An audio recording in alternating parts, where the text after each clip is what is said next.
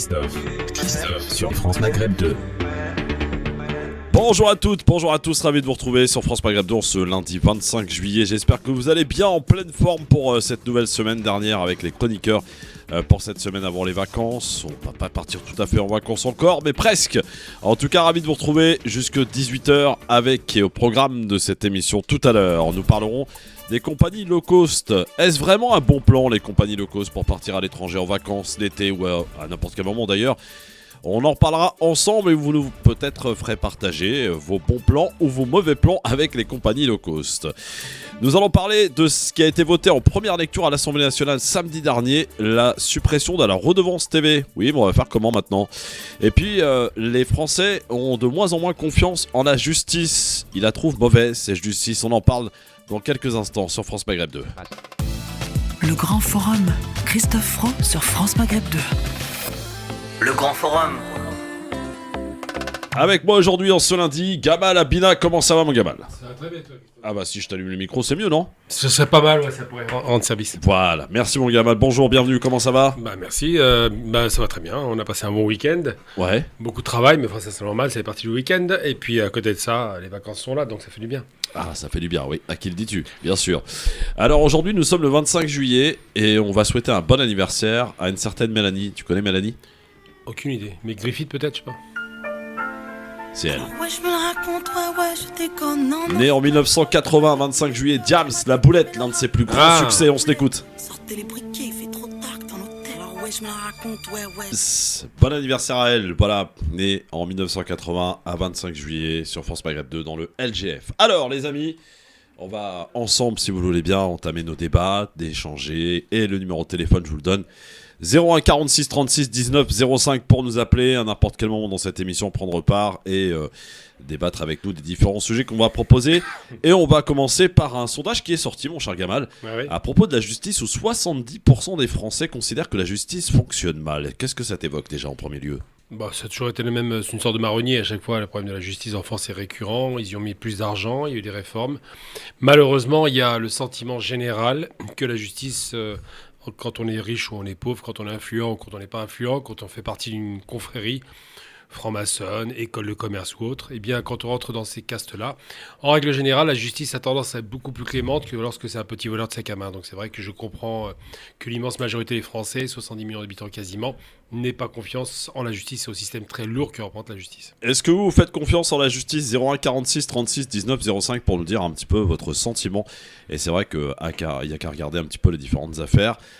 Par exemple, quand la justice juge par exemple une affaire d'un policier impliqué, ça se termine tout le temps par un non-lieu ou quasiment. Très souvent, mais il n'y a pas que... Ça, à la limite, c'est des trucs évidents parce qu'il y a des raisons politiques. C'est difficile de faire de la justice, enfin de la police qui est un complément de la justice, de trop pressuriser la police parce qu'évidemment, il y a beaucoup de lobbies, parce que les syndicats font le travail, surtout parce que l'État a besoin de la police pour garantir la sécurité des biens et des personnes. En revanche, non, ce qui est plus évident, c'est surtout le rapport justice citoyen et justice élu. Là, il y a un vrai problème parce qu'on a le sentiment, on prend la dernière affaire en date, celle de Darmanin, qui finalement n'est pas poursuivi pour des faits qui, semble-t-il, avaient été avérés, ou pas d'ailleurs, je ne rentre pas là-dedans, mais on a le sentiment qu'il y a une sorte d'impunité générale à chaque fois. Ouais. Sarkozy, par exemple, 2 ans de prison, il est dehors. On parle même pas de Balkany qui s'est littéralement moqué pendant 30 ans de la justice et qui a dansé la Java alors qu'il prétendait ne plus pouvoir marcher. Tout ça, ça donne le sentiment pour le citoyen lambda qu'il y a bien une justice à 2 vitesses. Mais c'est vrai qu'il y a quand même des différences. Par exemple, limite aujourd'hui, tu voles, une broutille dans un magasin, tu peux prendre de la prison et peut-être autant ou presque autant qu'un mec qui a tué. Ben moi, dans le cadre de mes études, je vais parler d'une affaire réelle que j'ai eu l'occasion à laquelle j'étais confronté. Alors, il y avait 2 affaires. Une affaire d'un type qui avait volé 250 000 euros, c'est pas mal quand même, et qui a pris 6 mois de prison avec 4 mois de sursis. Il s'en est bien tiré. Et une femme récidiviste, une mère de famille, donc ça c'était vraiment cruel, qui avait été condamnée à de la prison ferme, alors qu'elle avait 3 enfants, parce qu'elle avait volé, écoutez bien, en magasin, elle avait volé de la nourriture pour nourrir ses enfants. Donc, ils ont considéré que c'était un cas de récidive. Et en justice, quand on récidive, ça coûte très cher. Et ils lui ont mis de la prison ferme, alors que de l'autre côté, 250 000 euros, le gars s'en est bien sorti. Donc, j'ai envie de dire qu'effectivement, qui vole un bœuf ne vole pas un œuf. On sent dans le sentiment que parfois le bœuf, il est moins chargé que l'œuf. Et qu'en l'occurrence, des gens les petits voleurs de sac à main vont prendre beaucoup plus cher que les grands voleurs comme On a un exemple très concret. Cahuzac, 15 millions d'euros quand même de détournés. Officiellement, il s'en est bien sorti, il n'a même pas fait un jour de prison. Est-ce que la justice est indépendante, Kamal ? Alors la justice, sur le plan du droit, stricto sensu, elle est indépendante. Effectivement, il y a des pouvoirs séparés, mais le problème de l'indépendance ne garantit pas qu'il n'y ait pas d'interpénétration des personnes qui se connaissent. Ça reste des êtres humains qui sont à la justice. Et c'est vrai que ce soit le bâtonnier, les juges, le parquet, l'État et les différentes sphères qui vont migrer autour de ça, le caractère indépendant de la justice, qui est un vœu pieux en vérité. C'est difficile de rendre indépendant et donc rendre totalement opaque les décisions par rapport à différentes castes. Eh bien, c'est difficile de dire qu'elle est totalement indépendante. Sur le droit, elle est indépendante. Dans les faits, il y a forcément une porosité. 01 46 36 19 05. Est-ce que vous faites confiance en la justice ? Puisque ce sondage nous a un peu interpellés. 70%, ce qui n'est pas rien, considèrent que la justice fonctionne mal dans ce pays. Tiens, cela nous laisse l'occasion de suivre la petite boulette de Gérald Darmanin. T'es au courant ? Non, mais j'arrive. Alors, Gérald Darmanin, qui ce week-end s'est félicité, vous savez, par rapport à ce qui s'est passé dans un quartier de Lyon où des policiers ont été littéralement roués de coups en interpellant un voleur. Et on a interpellé un sans-papier. Et Darmanin s'est empressé de tweeter en disant qu'il avait été arrêté et qu'il va être expulsé. Sauf problème, c'est qu'il a été mis hors de cause très rapidement. Donc Darmanin a tweeté plus vite que son ombre. Et il a retweeté par la suite en disant effectivement il y a des zones d'ombre, mais de toute façon, étant donné qu'il a un casier judiciaire assez important, il sera de toute façon expulsé. Oh. Voilà. Bah ça, j'ai envie de dire que c'est un imbécile heureux parce qu'il a eu tort, il s'est trompé. Et pour donner le sentiment qu'il aurait un peu raison quelque part, il a forcé le trait. Le gars qui a été interpellé, je ne le connais pas, je ne connais pas son cas ni le dossier judiciaire. Mais ce qui est certain, c'est que lorsqu'un ministre s'exprime, il ne peut pas le faire avec légèreté comme il l'a fait. Et certainement pas le doigt sur la gâchette dans la seconde qui suit. Lucky Luke du tweet, c'est pas possible, c'est pas sérieux. Moi, je pense que la question des réseaux sociaux est à mettre en cause. Darmanin n'a pas le droit, n'importe quel ministre n'a pas le droit de tweeter dans un instant, sur l'instant qu'il inspire, sur la seconde qu'il inspire. Ils peuvent pas faire des tweets comme ça à l'emporte-pièce comme le faisait Trump. Ça, c'est pas sérieux. Un homme politique a un devoir de réserve. Ça me rappelle des souvenirs avec Trump. Ouais, le Trumpisme, littéralement. Ouais. Bah là, on va faire du darmanisme. C'est ridicule de tweeter. Faut se calmer. On est un homme politique, on a une responsabilité, on est engagé. Ouais. En tout cas, voilà, ça fait beaucoup jaser sur les réseaux sociaux, bien sûr, cette boulette de Darmanin, ministre de l'Intérieur. Alors, c'est parce que les policiers sont impliqués, Gamal, hein, faut pas... Bien évidemment, mais à force de faire les boulettes, il y aura un couscous avec lui, parce qu'il arrête pas d'en faire, hein, quand même. Ouais. Et il est toujours là. Ouais, mais le truc, c'est que c'est un petit peu une sorte de... Il a pas une tête de méchant, hein, Darmanin, il a plutôt une tête de premier de la classe, qui prenait des claques quand il était petit. C'est un peu ça le profil qu'il renvoie. C'est pas un type qui a une forte personnalité. On est très très loin d'un Pasqua ou même d'un Sarkozy. J'avais pas de sympathie pour lui, mais quand même. Mais en l'occurrence, il rend service. C'est que c'est quelqu'un qui fait passer des trucs assez abjects, mais qui le fait avec une certaine douceur. On n'a pas l'impression de voir un agresseur. Donc à chaque fois qu'il s'exprime, il dit des bêtises. À chaque fois qu'il agit, il agit un peu n'importe comment. Mais finalement, son action sur le temps long a été impressionnante quand même. Il a quand même liquidé pas mal d'organisations, d'associations, de groupes qui défendaient des minorités. C'est quand même pas mal ce qu'il a fait. Après, il a tapé sur l'extrême droite aussi. Donc Darmanin, c'est un personnage utile au système qui permet de faire passer... Il avait dit de Marine Le Pen qu'elle était trop molle. Vous en souvenez ? Ça en dit long. Ouais. Ça signifie que là-dessus, bon là c'était un calcul politique minable. Ils ont essayé de surfer sur les terres de l'extrême droite. Il s'est planté. Ouais. Mais quoi qu'il en coûte, aujourd'hui Darmanin est un élément utile de la République qui dans sa bonhomie, dans ce côté un petit peu personnage un peu effacé, rend service à M. Macron qui finalement prend la décision. 01 46 36 19 05. Est-ce que selon vous la justice fonctionne mal ? Et si oui, pourquoi ? Dites-nous et appelez-nous. Votre avis nous intéresse bien sûr avant que nous parlions de ce qui a été voté en première lecture et ce qui est quand même une première depuis 1933. On expliquera pourquoi. La suppression de la redevance télé. Alors on va se calmer, hein, c'est voté en première lecture. Ça ne veut pas dire que ça va passer. Mais en tout cas les députés, notamment de la majorité, ont voté la suppression de la redevance TV. Ça pose quand même quelques problèmes parce que plutôt la redevance de l'audiovisuel, parce qu'il n'y a pas que la télé, il y a la radio aussi. Et d'ailleurs, en 1933, lorsque cette taxe avait été créée, la redevance c'était en particulier pour la radio, puisque la télé n'existait pas encore. Donc voilà, c'est par la suite évidemment qu'elle a été étendue. Mais où va-t-on pouvoir chercher autant d'argent, je veux dire, pour payer le service public ? Est-ce pour le privatiser ? Voilà, on se posera la question tout à l'heure, évidemment. Au 01 46 36 19 05 pour intervenir. Et puis on parlera tout à l'heure d'un sujet un peu plus léger. On sait que c'est les départs en vacances, que beaucoup cherchent des avions. Les compagnies low cost auxquelles beaucoup font appel parce que d'abord ça coûte moins cher. Mais oui, mais est-ce vraiment le bon plan, les compagnies low cost ? On se posera la question ensemble au 01 46 36 19 05 pour nous faire part là aussi de vos expériences en la matière. Merci d'être avec nous, c'est lundi et bienvenue à vous pour cette nouvelle semaine. Le LGF, merci d'être avec nous en direct sur votre radio France Maghreb 2 en ce lundi 25 juillet. Gamal Abina qui est avec nous aujourd'hui jusqu'à 18h pour débattre avec vous, échanger. On parle de cette justice qui va mal selon les Français, cette justice qui ne fonctionne pas bien. Selon 70% des Français dans un récent sondage, et on se pose la question, mais pourquoi que faut-il faire? En fait, en matière de justice, il y a eu beaucoup de réformes, Gamal, depuis de nombreuses années. C'est vrai qu'à chaque fois qu'un ministre passe par le ministère de la Justice, il essaie de marquer ses empreintes, comme d'ailleurs beaucoup de ministères, comme Bien beaucoup sûr. de ministres dans tous les domaines. Et pour le coup, on voit que ça n'a pas été brillant, que la justice, il y a encore énormément de choses, il y a du retard considérable aujourd'hui dans les dossiers. Tiens, prenons en exemple l'affaire Tariq Ramadan. Ouais. L'affaire Tariq Ramadan, on rappelle quand même qu'il est accusé par 4 femmes de viol, qu'il a fait de la prison. Jusqu'à présent, il n'a toujours pas été jugé. Et qu'on a appris, pas plus tard que la semaine dernière, qu'on avait demandé la cour d'assises. Tout à fait. L'affaire d'Eric Ramadan est symptomatique en la matière parce qu'on a un personnage public, évidemment, qui pose problème sur la scène française, un intellectuel suisse, qui n'est même pas français, et qui est poursuivi pour des faits de viol. Donc ça, c'est qualifiable, c'est de la prison. Enfin, c'est pas de la prison. Ça s'appelle un crime, et le crime, ça va directement aux assises. Le problème, c'est que sur le dossier, il a pris 9 mois et demi de prison. Alors, pourquoi ? Parce que témoignage concordant, qu'on considère comme sérieux, on s'est dit que c'était un prédateur, qu'il était dangereux. Et donc, il a pris 9 mois et demi. Après, il a été relâché. D'ailleurs, récemment, je me suis fait interpeller par la deuxième plaignante que je ne connaissais pas. D'ailleurs, c'est assez ridicule. Manifestement, le dossier prend un peu l'eau, donc ça s'énerve de partout. Mais quoi qu'il en soit, voilà, il est interpellé. Effectivement, la question de la justice se pose parce qu'on a l'impression que là, pour le coup, il y a une vraie justice à deux vitesses. Pour les mêmes faits graves, concordants, avec des témoignages multiples, une vingtaine quand même, c'est pas rien. Poivre d'Arvor est toujours dehors. Oui, absolument. Alors que c'est quand même Mediapart, quand il amène ses 20 femmes sur le plateau, on se rend bien compte qu'il y a un vrai problème. Sur Ramadan, où ils ont eu du mal à trouver 3, 4, 5, 6 plaignantes, ça a été des appels internationaux. Finalement, ça n'a donné que 5 plaignantes actées, confirmées, dont une que je connais personnellement et que j'ai traitée de menteuse en public, dans un média, pour préciser qu'effectivement, elle racontait des cracks. Mais les autres, par contre, sont en droit de réclamer justice, si justice il doit y avoir. Et ce qui se passe, c'est qu'il a été traité d'une façon différente. Sur un plan médiatique, c'était un lynchage, on l'a compris, ça reste un arabe.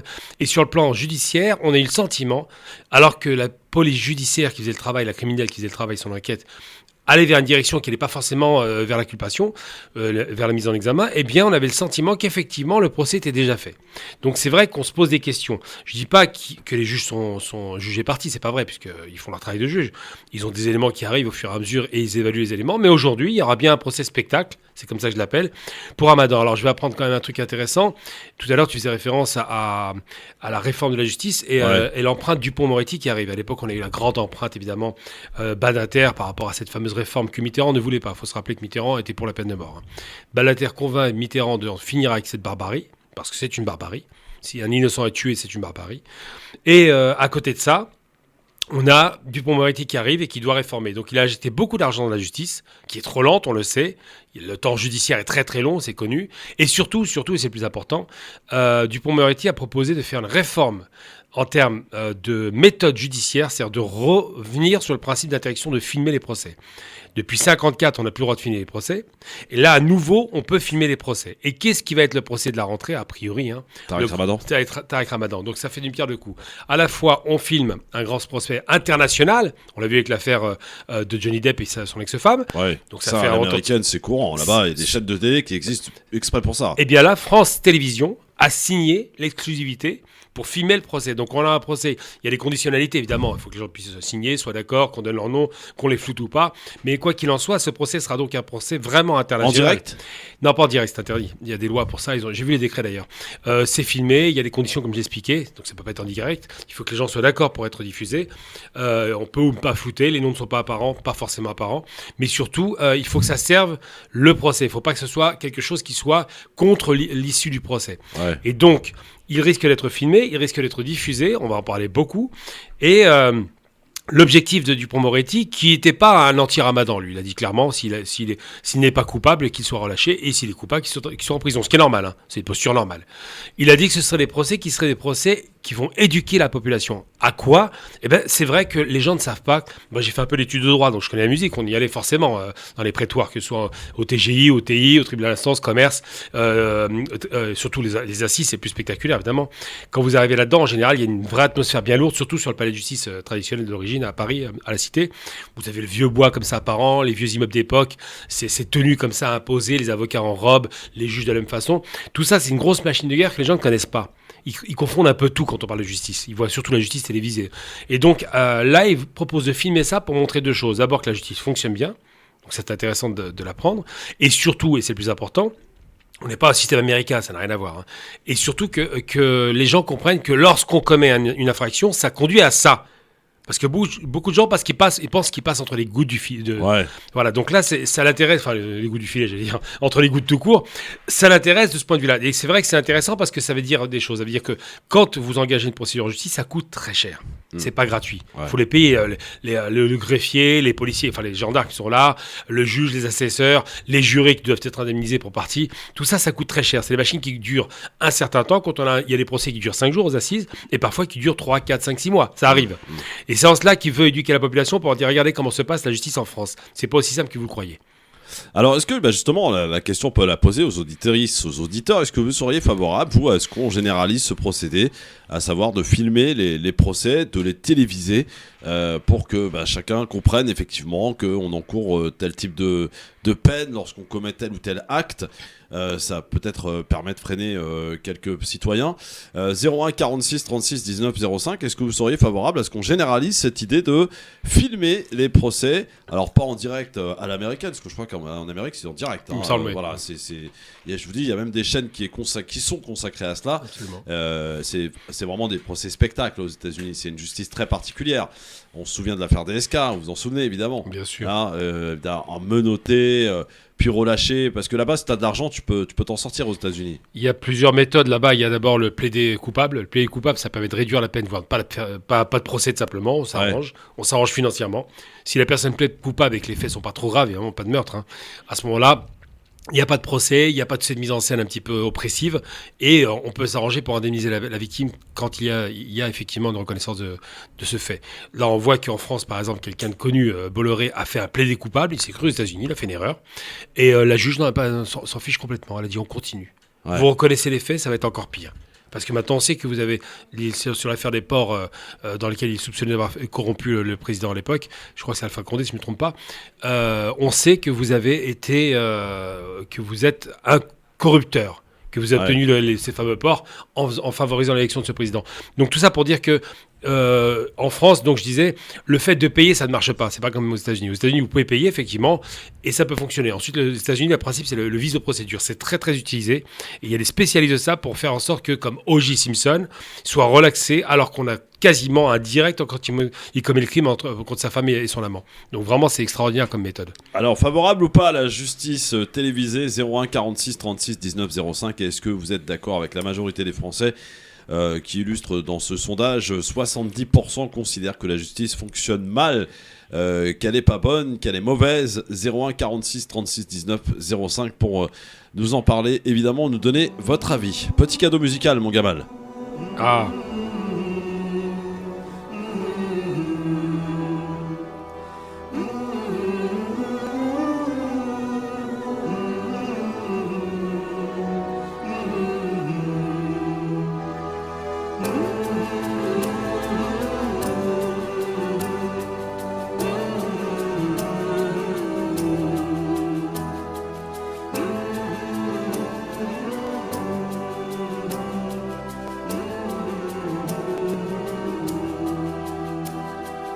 من جبالنا طلع صوت الأحرار ينادينا للاستقلال.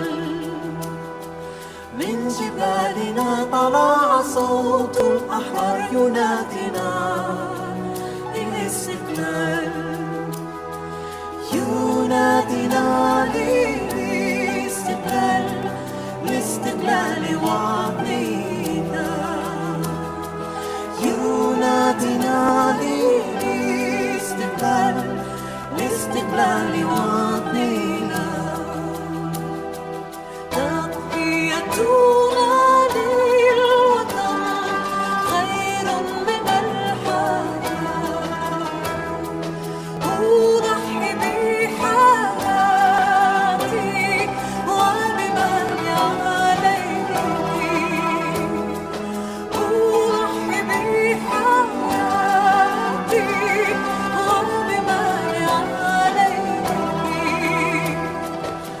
بلادي يا بلادي أنا لا أرى سواك قد سلت دنيا فؤادي وطفل فيها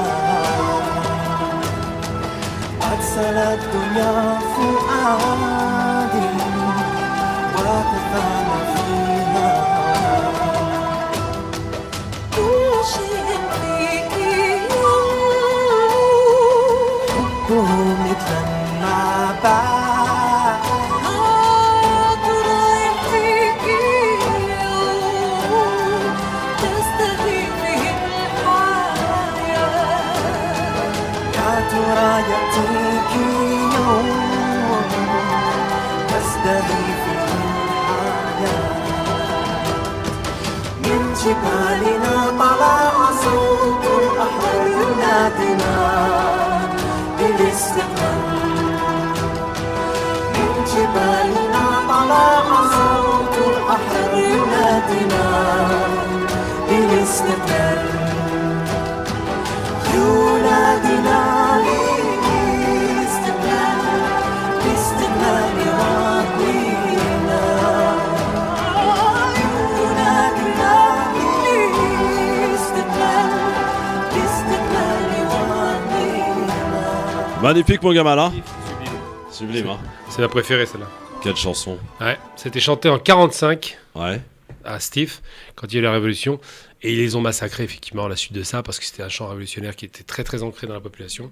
Et qui pour moi est beaucoup plus beau d'ailleurs que l'hymne national. Je préfère celui-ci. Ouais, c'est vrai que Minji Balina, c'est beau. c'est nos montagnes. Alors aujourd'hui les Tunisiens votent. Tu le sais, Pour avoir un référendum effectivement. pour la Constitution. Oui La ou non. réforme. Oui, c'est ça la réforme de la Constitution. C'est Voilà. 2014 d'ailleurs. Alors beaucoup ont dénoncé qu'ils ne voulaient pas de cette constitution qui émane d'un seul homme. Et d'ailleurs, il y a eu de fortes répressions de la part de manifestants en Tunisie, voilà, qui dénoncent un petit peu cette constitution à la Kais Saïd. Voilà, en tout cas aujourd'hui, en France, c'est le dernier jour pour le vote et en Tunisie également. On aura évidemment les premiers résultats sans surprise. Ça va voter oui, non? Oui, c'est probable. Oui. Ils veulent un homme fort. Le problème des pays arabes, c'est qu'ils ont toujours besoin d'un homme fort au pouvoir, avec une constitution forte. Et là, on est sur un système hyper présidentiel, où on donne moins de pouvoir au Parlement. Et effectivement, cet homme, qui est un homme issu du droit, a décidé de mettre un holà à cette instabilité chronique que connaît la Tunisie depuis 10 ans. Et puis surtout, pas oublier, c'est un principe constitutionnel qu'on a vu chez De Gaulle. Hein. Dans un instant, on va se poser la question, on en débat ensemble entre nous, et je vais vous poser la question aujourd'hui. Beaucoup, on en a parlé pendant de nombreuses années, le fameux Maghreb uni, qu'est-ce qui pourrait en découdre? Est-ce qu'il vous paraît réalisable? Objectivement, aujourd'hui, le Maghreb uni, s'en éloigne-t-on ou s'en rapproche-t-on? 01 46 36 19 05. On élaborera ensemble, Gamal. Par exemple, d'un point de vue économique, ça pourrait avoir beaucoup d'intérêt. Ah, tout à fait. Mais aujourd'hui, en vue du contexte actuel politique entre certains pays, est-ce qu'il est faisable? Est-ce qu'on peut encore y croire? Oui ou non au Maghreb uni? 01 46 36 19 05. Le LGF, merci d'être avec nous avec Gamal Abina aujourd'hui en ce lundi. Et vos appels, mesdames, mesdemoiselles, messieurs, 01 46 36 19 05. Et on en parle entre nous, c'est vrai, on en a beaucoup parlé ici dans cette émission, ce qu'on appelle, beaucoup espèrent, le Maghreb uni. Alors d'abord, avant de parler du contexte actuel, Gamal, qu'est-ce qu'aurait comme intérêt le fait que, par exemple, on va dire que dans le Maghreb, il y a 5 pays, mais prenons les 3 qu'on connaît, Algérie, Maroc, Tunisie. S'il y avait alliance, s'il y avait unité, qu'est-ce que ça engendrerait comme bon point pour cette partie du monde? D'abord, chose importante, la géographie. Ouais. On est dans un bassin méditerranéen extrêmement riche qui a fait la civilisation. Il ne faut jamais oublier que la plupart des grandes civilisations sont nées dans cette région-là et que les échanges les plus importants dans le monde étaient dans cette région. Alors quoi? En termes de géographie, on a un accès avec le Maroc sur l'océan Atlantique. Oui. D'accord?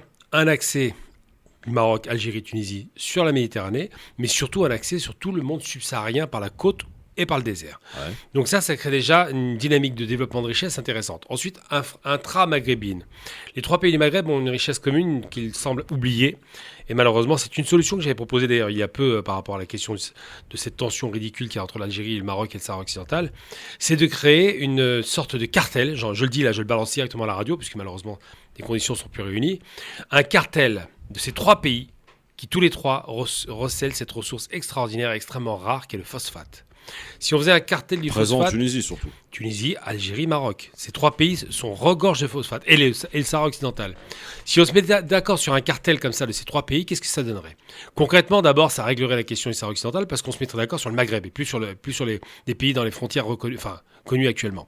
Et surtout, ça permettrait d'améliorer de façon considérable le niveau de vie de tous les Maghrébins, de ces régions-là. Je parle de Gafsa pour la Tunisie, je parle du sud de l'Algérie, du Sahara occidental, du Maroc. Ça permettrait d'avoir des sources de revenus considérables qui dépasseraient largement celles du pétrole, puisque évidemment le phosphate, c'est l'engrais. L'engrais, c'est quoi? C'est ce qui nous permet de vivre aujourd'hui.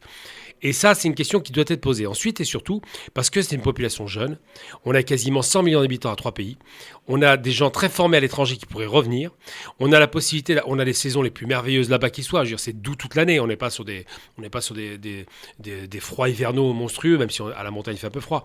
Et surtout, et c'est le plus important, langue commune, culture commune, civilisation commune, religion commune, c'est beaucoup de choses communes.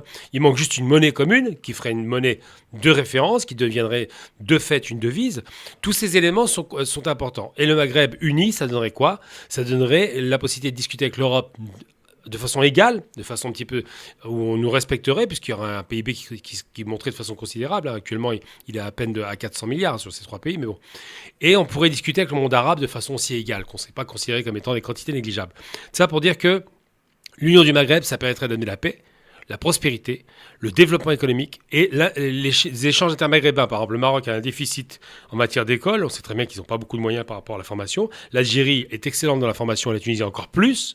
Tout cela permettrait d'avoir des choses de qualité. Ensuite, le Maroc a une qualité, c'est la tradition et la culture qu'ils ont préservée, puisque la colonisation n'a pas trop détruit ça.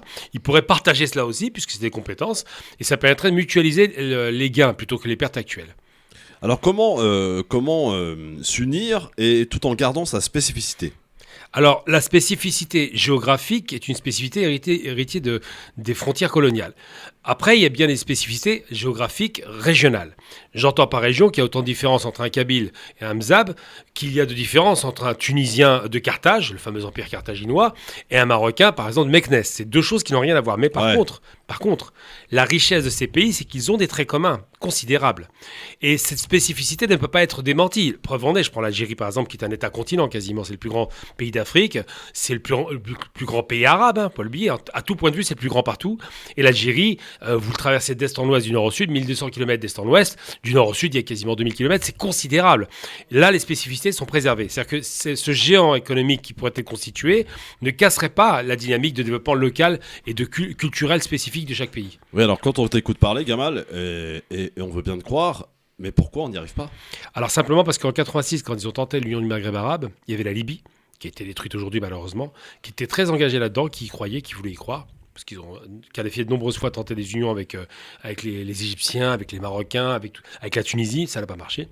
Ensuite, ils ont tenté l'union par des moyens économiques, ce qui était logique, c'est intelligent, comme en Europe quand ils ont fait l'acier et le charbon.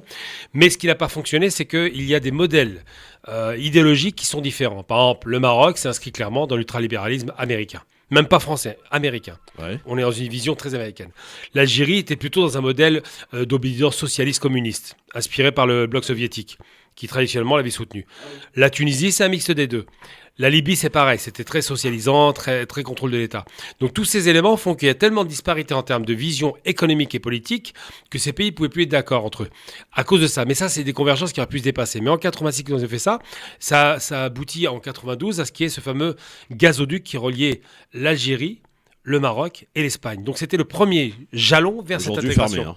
Fermé, parce qu'il y a eu d'énormes problèmes, des mésententes évidentes. La dernière faute, et là j'ai envie de le dire, l'Algérie a des fautes aussi, pas le perdre de vue, ils ont tendance à ne pas trop écouter d'un côté, mais de l'autre côté au Maroc, la faute par-delà, c'est l'alliance avec Israël, ça c'est intolérable, ça c'est hallucinant parce que ils n'ont pas compris que l'Israël n'a rien à faire du Maroc. Ce qui l'intéresse, c'est juste d'asseoir sa puissance en Afrique. D'entrer en Afrique, déstabiliser un pays comme l'Algérie, ça les arrange. Faire croire, par exemple, je vais te faire rigoler. J'ai appris hier, c'est pas une blague, j'ai appris sérieusement hier. Déjà, l'Israël accuse l'Algérie d'être proche de l'Iran. La blague du siècle, je veux dire, l'Algérie, s'il y a bien un truc qui n'est pas proche, c'est l'Iran, sur un plan idéologique. Toutes les années 90, l'Algérie reprochait à l'Iran de soutenir le fils J.A. et autres, donc c'est pas possible. Et là, ils viennent de dire, Israël, un représentant israélien a osé, c'est même pas dire tellement, c'est bête, Mais il a osé le dire. Il a dit que l'Algérie est un pays salafiste. La blague du siècle. Et intégriste. Et intégriste. Alors, s'il y a bien un truc qui est absolument ridicule, c'est de dire que l'Algérie est salafiste. Il y a bien un islam algérien qui est connu, qui a une spécificité, qu'on appelle un islam algérianiste. Il y a bien des courants frères musulmans qui existent en Algérie, c'est vrai, d'influence frères musulmane, mais les Algériens ont une très haute estime de leur qualité, de leur orgueil et de leur nationalisme, qui fait qu'ils ne peuvent pas être pris par le salafisme. Ça, c'est ridicule. C'est un courant idéologique créé par Saoud dans le but de détruire le monde musulman. Aujourd'hui, ça n'est plus le cas. Ils sont en perte de vitesse, donc de dire que l'Algérie est salafiste, c'est aussi stupide que de dire qu'Israël est le centre de la paix dans le monde. C'est pas vrai. Du coup, avec tous ces éléments aujourd'hui, ces faits qui sont là devant nous, est-ce qu'on s'en éloigne ou on s'en rapproche de ce Maghreb uni ? Alors là, on s'en est largement éloigné, malheureusement, puisque les fractures sont consommées. La Libye a été atomisée. Elle est atomisée à l'intérieur. Il y a deux gouvernements non reconnus au demeurant. Et ils ont du mal à se mettre d'accord entre eux. La Tunisie traverse des phases de turbulence assez importantes. On verra ce que donnera ce référendum. L'Algérie s'est stabilisée, c'est vrai. Elle n'a jamais été aussi riche depuis 60 ans qu'aujourd'hui, c'est vrai aussi. Mais l'Algérie se cherche encore un peu, malheureusement.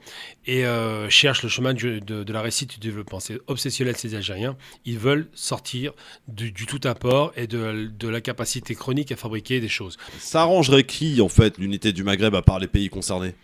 Ah, personne. Ouais. Ah, clairement personne.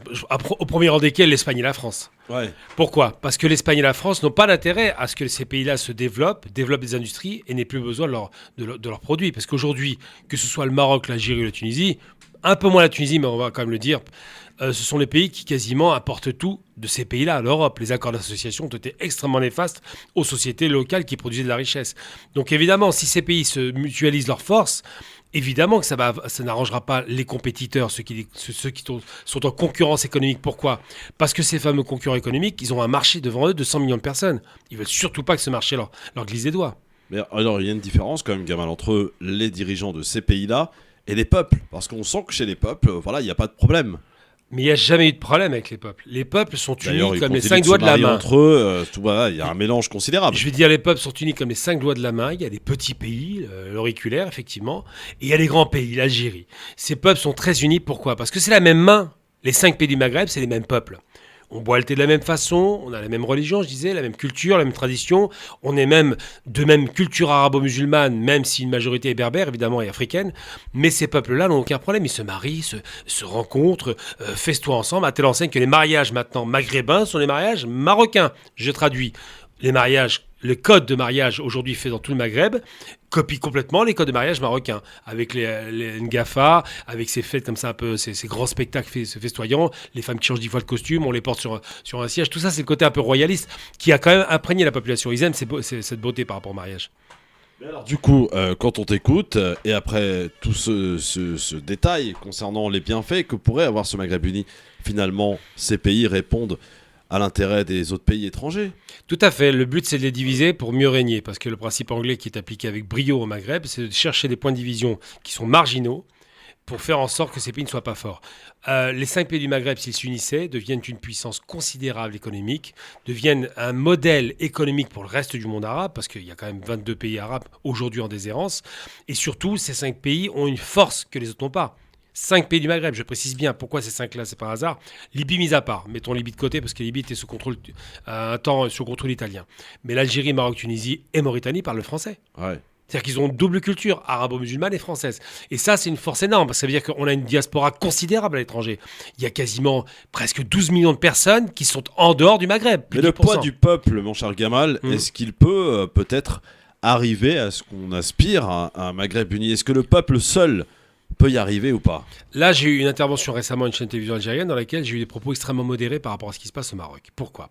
Parce que je considère qu'on ne doit pas confondre l'élite dirigeante, qui a des intérêts qui ne sont pas forcément convergents avec le peuple, et les peuples. Et je dis simplement qu'à part les excités du bulbe qui ont envie de montrer qu'ils adorent leur pays au point qu'ils sont en adoration, je parle d'adoration dans le sens religieux du terme. Quand on est modéré et intelligent, on se dit, mais qu'est-ce qui nous sépare ? Pas grand-chose, si ce n'est les frontières coloniales. Et qu'est-ce qui nous unit ? Énormément de choses. Parce que nous sommes tous à la même enseigne. On est tous africains, maghrébins, arabo-musulmans, berbères. Tout ça, c'est des éléments communs. Et ce qui se passe, c'est que les peuples, si on les laissait prendre le pouvoir, aujourd'hui dans les pays arabes, il n'y a pas de démocratie. Le peuple, si on lui demande de voter pour l'unification du Maghreb, ils vont tous dire oui à l'unisson. Il n'y a aucun doute là-dessus. Et quels que soient les extrémistes, ils sont en minorité. Et aujourd'hui, j'ai envie de passer un message aux Maghrébins. Je leur dis simplement, bon, le Maghreb uni, c'est pas pour demain parce qu'il y a des difficultés qu'on va devoir dépasser. Mais, tous les Maghrébins inclus, Algériens, Marocains, Tunisiens, Mauritaniens et Libyens, qui m'entendent moins évidemment, tous se doivent de travailler à l'exportation de produits manufacturés pour leur pays d'origine.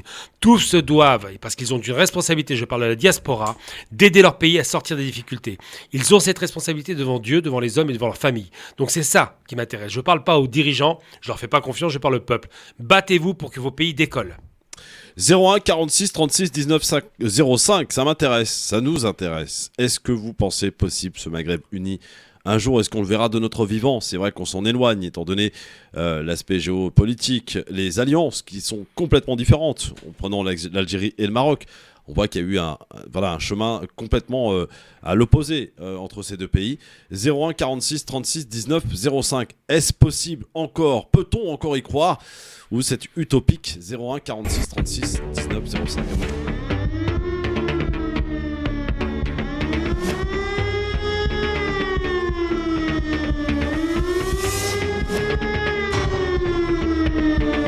LGF, merci d'être avec nous avec Gamal Abina aujourd'hui sur France Maghreb 2. On se pose cette question, peut-on encore croire au Maghreb uni? Gamal Abina, vos appels au 01 46 36 19 05. On est avec Amazir qui nous appelle. Amazir, bonjour. Oui, bonjour monsieur. Je voudrais juste intervenir par rapport au discours de l'invité, du monsieur. Monsieur Gamal Abina, il s'appelle. Oui, voilà. Donc, il n'a pas cessé de réitérer la phrase arabo-musulman, arabo-musulman, arabo-musulman sans cesse. Moi, je pense qu'on peut très bien respirer l'oxygène de l'Algérie, du Maroc, sans pour autant se considérer ni arabe, ni musulman. On peut être autochtone de cette région du monde, sans pour autant faire partie du monde arabo-musulman. Qu'est-ce qui vous gêne, Amazir, qu'est-ce qui vous gêne dans le terme? Juste une seconde, je voudrais juste dire cette phrase. Moi, je ne considère pas que les gens du Moyen-Orient sont mes maîtres pour me tourner chaque fois vers eux et essayer d'être comme eux, de les copier, d'avoir leur style. Je pense que notre perte, c'est-à-dire la perte des Nord-Africains, c'était ça, c'est un peu avoir perdu notre réelle identité, c'est-à-dire l'identité berbère et amazir. Et ce qui fait que on ne sait plus vers se vouer. Et je pense qu'aujourd'hui, si on nous manipule si facilement, si les Occidentaux arrivent à nous manipuler, à nous diviser aussi facilement, c'est un peu à cause de ça. Amazir, voilà, tu permets que Gamal Abina te réponde. Ok, pas de problème. Déjà pour commencer, notre faiblesse ne tient pas au fait qu'on se réclame d'une civilisation qui nous appartient. On n'est pas en train de courir derrière un modèle, on a valorisé la civilisation arabo-musulmane qui nous appartient. Je ne laisse pas ça aux Saouds et en aucun cas à des incapables. L'Algérie s'est libérée la première par la force, on ne prend le leçon de personne. Ça c'est pour le début. Ensuite, la fragilité du Maghreb n'a rien à voir avec la problématique arabe ou arabo-musulmane. Je rappelle quand je dis arabo-musulman, quand on dit que les Européens sont européens helléno-chrétiens, personne ne conteste le fait qu'ils sont européens helléno-chrétiens, alors que les Hellènes, c'est les Grecs. Ils ne sont pas grecs tous, mais pourtant ils se réclament de ça. Quand on parle de civilisation, on ne parle pas de peuple et encore moins de race. Ces termes racialisants ont été créés pour nous diviser. Et je vais répondre à cela avant l'arrivée des Français en Afrique du Nord. Est-ce qu'il y avait des problèmes entre les Arabes et les Berbères? Jamais. Jamais. Ils ne pensaient même pas dans ces termes-là, ils s'en foutaient. Ils étaient entre eux, Ils vivaient bien, ils étaient heureux et ils valorisaient une civilisation qui était pauvre quand elle vient d'Arabie. C'est pas une civilisation riche. Oui, mais Gamal, beaucoup te disent, comme Amazir te disent, oui, nous on est des Berbères et on refuse d'être des arabo-musulmans comme tu l'indiquais tout à l'heure. Mais parce que quand je l'indique, je parle de civilisation. S'ils pensent en termes raciaux, à ce moment-là, il n'y a pas d'Arabes. Ils te disent, on n'a rien à voir avec les Arabes, par exemple. Non, mais c'est pas on n'a rien à voir. On a une civilisation commune. Ça veut dire quoi? Ça veut dire qu'on a enrichi une civilisation. Arabo-musulman, c'est pas un peuple. Arabo-musulman, c'est une civilisation qu'on a portée jusqu'en Espagne et Andalouse. C'est un berbère qui va en Andalousie pour porter cette civilisation. Et ce qui est marrant, c'est qu'à chaque fois, on revient sur le même terme. Ensuite, moi, ce qui m'étonne dans l'histoire, c'est quoi? C'est que ce qui a été apporté par le Maghreb au monde arabo-musulman, et je parle de civilisation, il n'y a pas de peuple là-dedans, d'accord? Parce que si on parle de peuple, à ce moment-là, on oublie les Africains, on oublie les Numides, on oublie plein de trucs, donc on ne rentre pas là-dedans. La civilisation, c'est une richesse qu'on doit conserver et qu'on doit garder jalousement. Par contre, les termes ethniques, si on commence à racialiser le débat, là on tombe dans le piège européen et on n'a rien à faire là-dedans. Donc ce que je veux dire simplement, c'est que notre pauvreté et notre faiblesse ne tient pas au fait qu'on s'est perdu dans notre culture, parce qu'on l'a, notre culture, elle n'a pas bougé, elle est riche. On s'est perdu parce qu'on s'est fragilisé, parce que les Européens ont essayé de nous diviser et ils ont réussi le coup. Aujourd'hui, l'Algérie est un pays qui fait partie de la Ligue arabe, même si ethniquement il y a peu d'Arabes, mais l'Algérie a cette richesse qu'elle n'a pas le droit de perdre. C'est notre force, c'est notre butin de guerre et on le conserve. Voilà, Mazir. Merci beaucoup en tout cas Est-ce que je pourrais répondre juste Vas-y, je t'en prie. Quelques secondes, s'il vous plaît. Vas-y, sans Mazir. aucune animosité. Je voudrais juste rappeler que, par exemple, pendant un congrès à Mazir, il y a toute une délégation du Maroc, une délégation berbère qui s'était déplacée à Tizi Ouzou, qu'on a renvoyé manu militari au Maroc, soit disant que c'était un danger, quoi, ça représentait un danger. Donc le fait de revendiquer l'appartenance à l'identité berbère et amazigh, revendiquer un danger pour les unions nationales, que ce soit celle du Maroc ou celle, surtout pour l'Algérie, qui nous voit tout le temps comme des, je sais pas, avec tous les noms d'oiseaux qu'on peut nous conférer comme zouaves, etc., etc. Mais c'est pas grave. Moi, je vais pas rentrer dans ça. Moi, vous savez, moi, je suis pas du tout un zémouriste qui essaierait de monter les uns contre les autres. Pas du tout. J'ai énormément d'amis, même irakiens et moyen-oriental. Je suis pas du tout un raciste. Mais je voudrais rappeler au monsieur que avant qu'il y ait une civilisation, comme il dit, arabo-musulmane, il y avait aussi une civilisation romaine et méditerranéenne et berbère en Afrique du Nord. Bon, je dirais romain, je mets des bémols sur romain, c'est pas une civilisation, c'est surtout une culture guerrière. Il y avait des rois berbères qui appartenaient à l'Empire romain. Ne l'oubliez pas. Et ça enrichit ça glorifie, ça enrichit notre histoire. Donc on ne va pas effacer toute une glorieuse histoire millénaire pour quelques siècles d'arabisation, d'islamisation. Alors, voilà. il y a un millénaire d'arabisation pour commencer. Ensuite, ça n'efface pas le passé. Au contraire, c'est un plus. Voilà. Concernant l'idée, par exemple, des Berbères, je prends un exemple très concret. Comme ça, on va vraiment couper la poire en deux. Le Rif d'Abdelkrim Khattabi. Abdelkrim Khattabi, il n'est pas arabe, il est rifin. D'accord ? Il s'inscrit dans une démarche de libération des peuples maghrébins unis. C'est ça qu'il fait. Eh bien, le Rif d'Abdelkrim Khattabi, qui est rifin, et qui est dans la civilisation arabo-musulmane, il la revendique. Qu'est-ce qu'il dit ? On doit libérer nos peuples sur la base de ce que nous étions. Donc cet homme riche, qui était celui qui a donné la lumière aux Algériens, l'espoir de liberté, s'est battu sans penser en termes ethniques ou raciales. Il a dit que l'erreur de l'Algérie, c'est pas de sa faute, mais c'est l'histoire qu'il a voulu, a fait qu'elle s'est libérée toute seule, indépendamment du Maroc et de la Tunisie, et ça, il n'en voulait pas. Et bien, Abdelkrim Khattabi, il finit par mourir où ? Il a été reçu par le plus grand panarabiste du monde arabe, qui était Nasser, et il finit par mourir en Égypte. Ça veut dire que c'était pas en contradiction avec son combat, c'est un combat qui était complémentaire. Il faut jamais le perdre de vue. Merci à Mazir, intéressant en tout cas d'entendre. Une dernière chose, pendant que Abdelkrim Khattabi faisait la guerre aux Espagnols et pendant que les Kabyles tombaient au champ d'honneur, il y avait certaines personnes dans l'ouest du pays qui disaient Zouawa Melkoum Ma'al Francis. Ça veut dire que les Berbères ont versé énormément de sang pour la liberté du Maroc. Je parle aussi des gens de Teza, des gens très courageux, pendant que les arabophones faisaient les fatmas chez les... Je suis désolé d'utiliser aussi ce terme-là.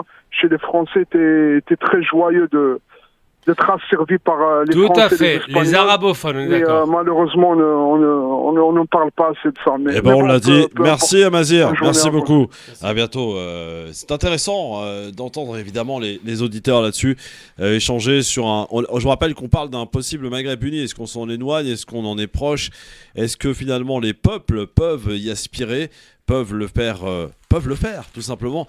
Naro est avec nous au téléphone, 01 46 36 19 05. Naro, bonsoir. Oui, bonjour. Bonjour. Bonjour à tous. Bonjour Naro, baisse-moi ta radio s'il te plaît. Baisse la radio derrière. Oui. Merci beaucoup Naro. Voilà. Alors on t'écoute. Oui. Bonjour à tous. Juste un petit commentaire sur l'intervention précédente.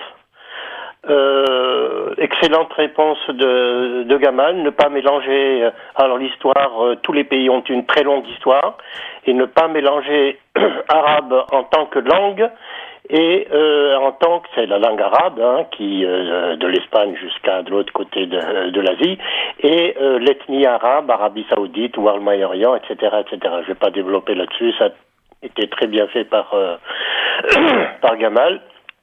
Et que ça n'empêche pas que ce soit le Maghreb berbère, bien entendu, ça n'empêche pas au Maghreb de retourner dans son histoire la plus lointaine. On dit que les Berbères en Afrique du Nord datent de 5000 ans, ont leur présence prouvée 5000 ans avant Jésus-Christ, c'est-à-dire 7000 ans, et voire 10 000 ans. Bon, bref.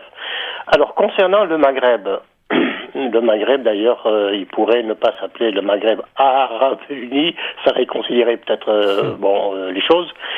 Ce que je voulais, en plus de l'explication très bonne donnée par Gamal, j'ajouterai ceci, quant à l'obstacle pour cette union du Maghreb, obstacle pour les Occidentaux, les grands pays principaux, États-Unis, la France en premier évidemment, l'Europe, pour toutes sortes, à la fois les ressources, bien entendu, mais l'influence politique, géopolitique, etc. Mais, point précis, c'est pas suffisamment évoqué, c'est l'accord de Madrid de 1975 après la mort de Franco, en signataire tripartite, l'Espagne, bien entendu, le Maroc et la France. Je crois que les États-Unis n'y sont pas signataires, ils sont rarement signataires dans les accords internationaux ou autres. Et curieusement, ça n'est pas mis en valeur, c'est rarement cité, et la France, qui soutient le Sahara, enfin la revendication du Maroc sur le Sahara occidental, eh bien, on ne lui fait pas grief de ça. C'est une, c'est une trahison de sa signature garante de l'autodétermination du Sahara occidental qui était octroyée, garantie par cet accord. Et jusqu'à maintenant, donc la France joue un double jeu, c'est pas unique, c'est pas d'aujourd'hui, mais qui est un obstacle. Alors, il faudrait rechercher les raisons profondes, mais effectivement, le Maghreb uni irait à l'encontre des intérêts, mais vraiment économiques, politiques, c'est ce qu'on a évoqué tout à l'heure. etc. Par rapport à cet accord de 75, Gamal, auquel fait référence Naro. Le problème, c'est que la libération du Sahara occidental était prévue avant même que Franco ne disparaisse. Et c'était les pays maghrébins à ce moment-là étaient d'accord entre eux. Il n'y avait pas l'idée de. Je crois que c'était en 73, les premiers. C'est ça. Ouais. Et le problème, c'est qu'après, il y a une idéologie qui est née au Maroc, qui est née du parti Istiqlal, qui est une idéologie absolument catastrophique, qui consiste à parler de Grand Maroc. Ça rappelle un peu le Grand Israël, c'est le même délire. Alors les Marocains, ils sont étroits dans leurs frontières, ils n'aiment pas l'idée de se dire qu'ils ont un territoire qui est rabourgué à 400 000 km². Et donc ils ont dit, le Grand Maroc, c'est historiquement, donc ils viennent sur Idriss Ier, Idriss II, historiquement, c'est l'idée de se dire que la moitié de l'Algérie leur appartient, que la Mauritanie leur appartient, que le Mali ça va loin, appartient. Jusqu'à Dakar.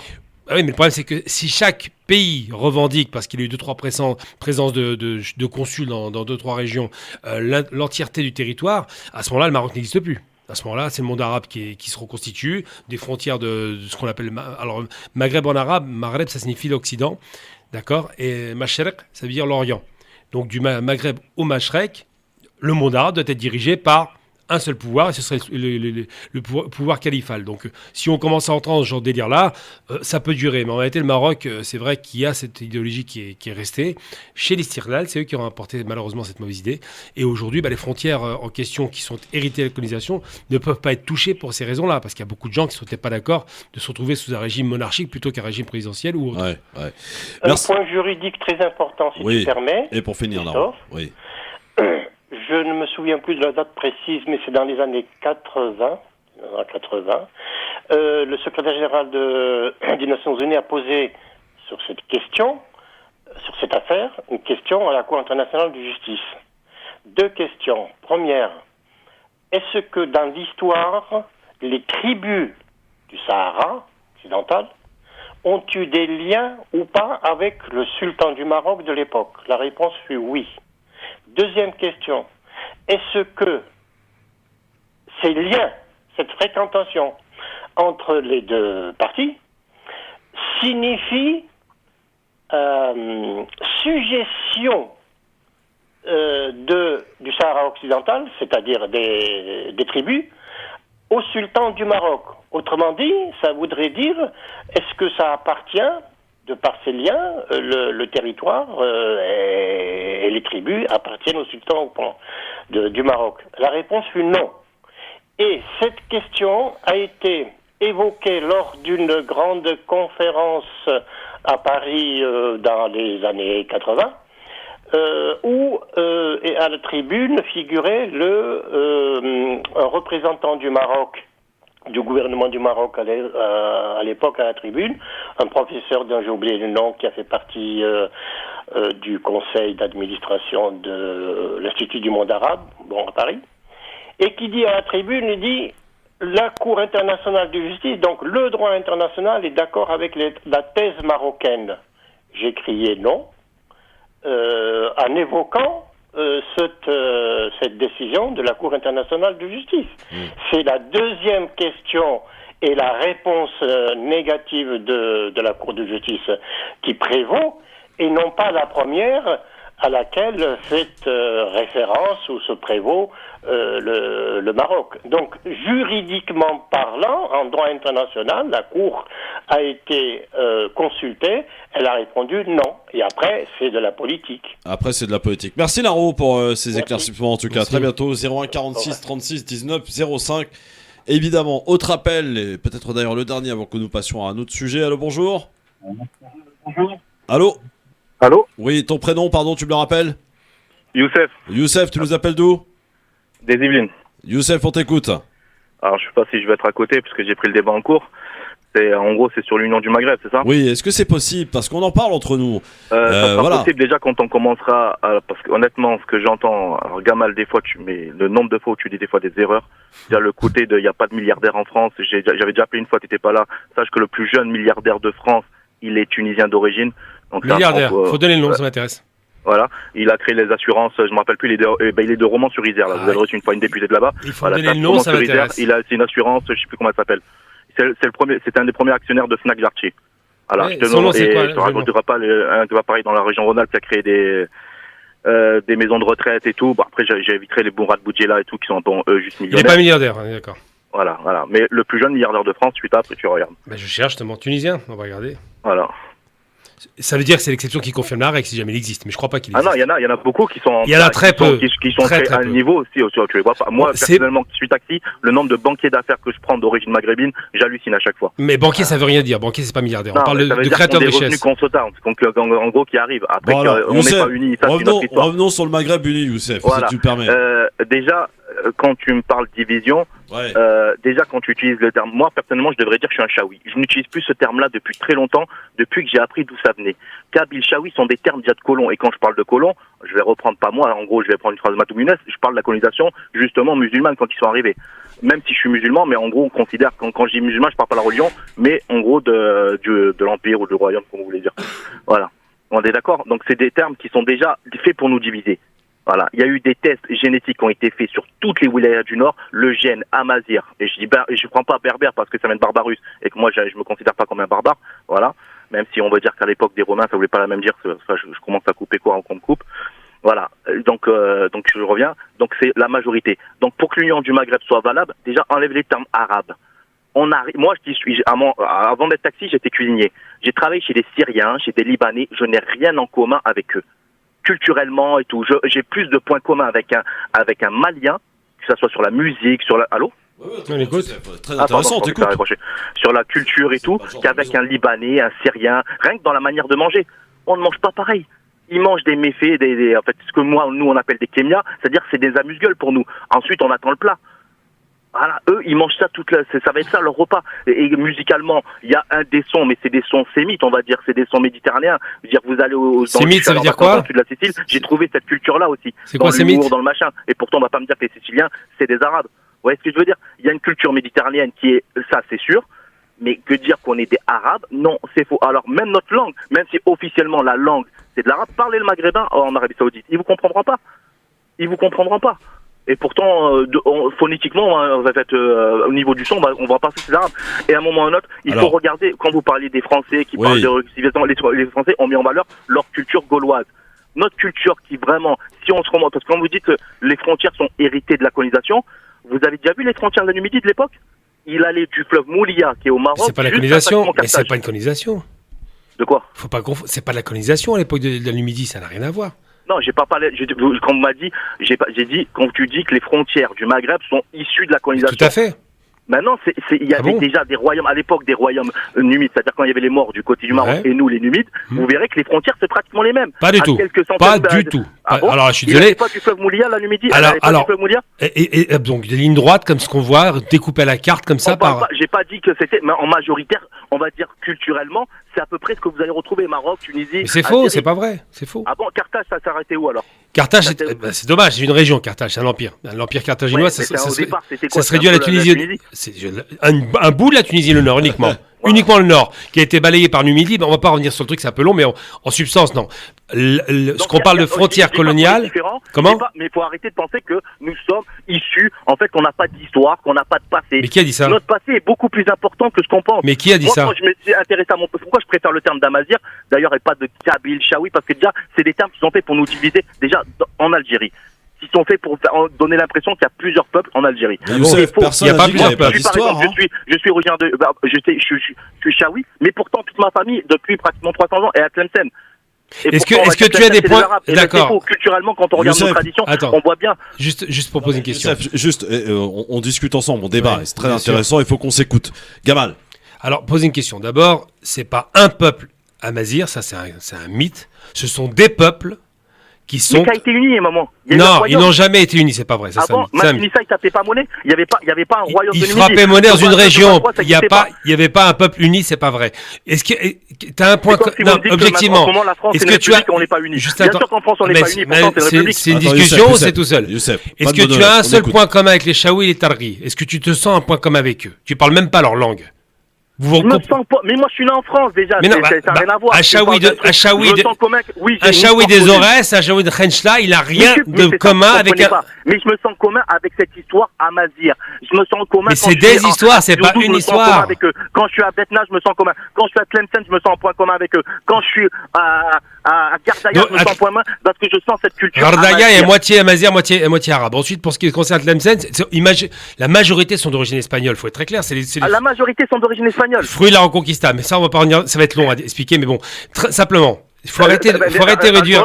Tu passes un test génétique, va parler avec des anthropologues, parce que moi j'ai eu beaucoup de des gens qui ont étudié la question. Mais tu serais très étonné, fais ton test génétique et tu as une influence espagnole. Non mais Youssef, attends, il parle tout seul. Fais ton test génétique, tu verras la surprise. Tu vas être choqué.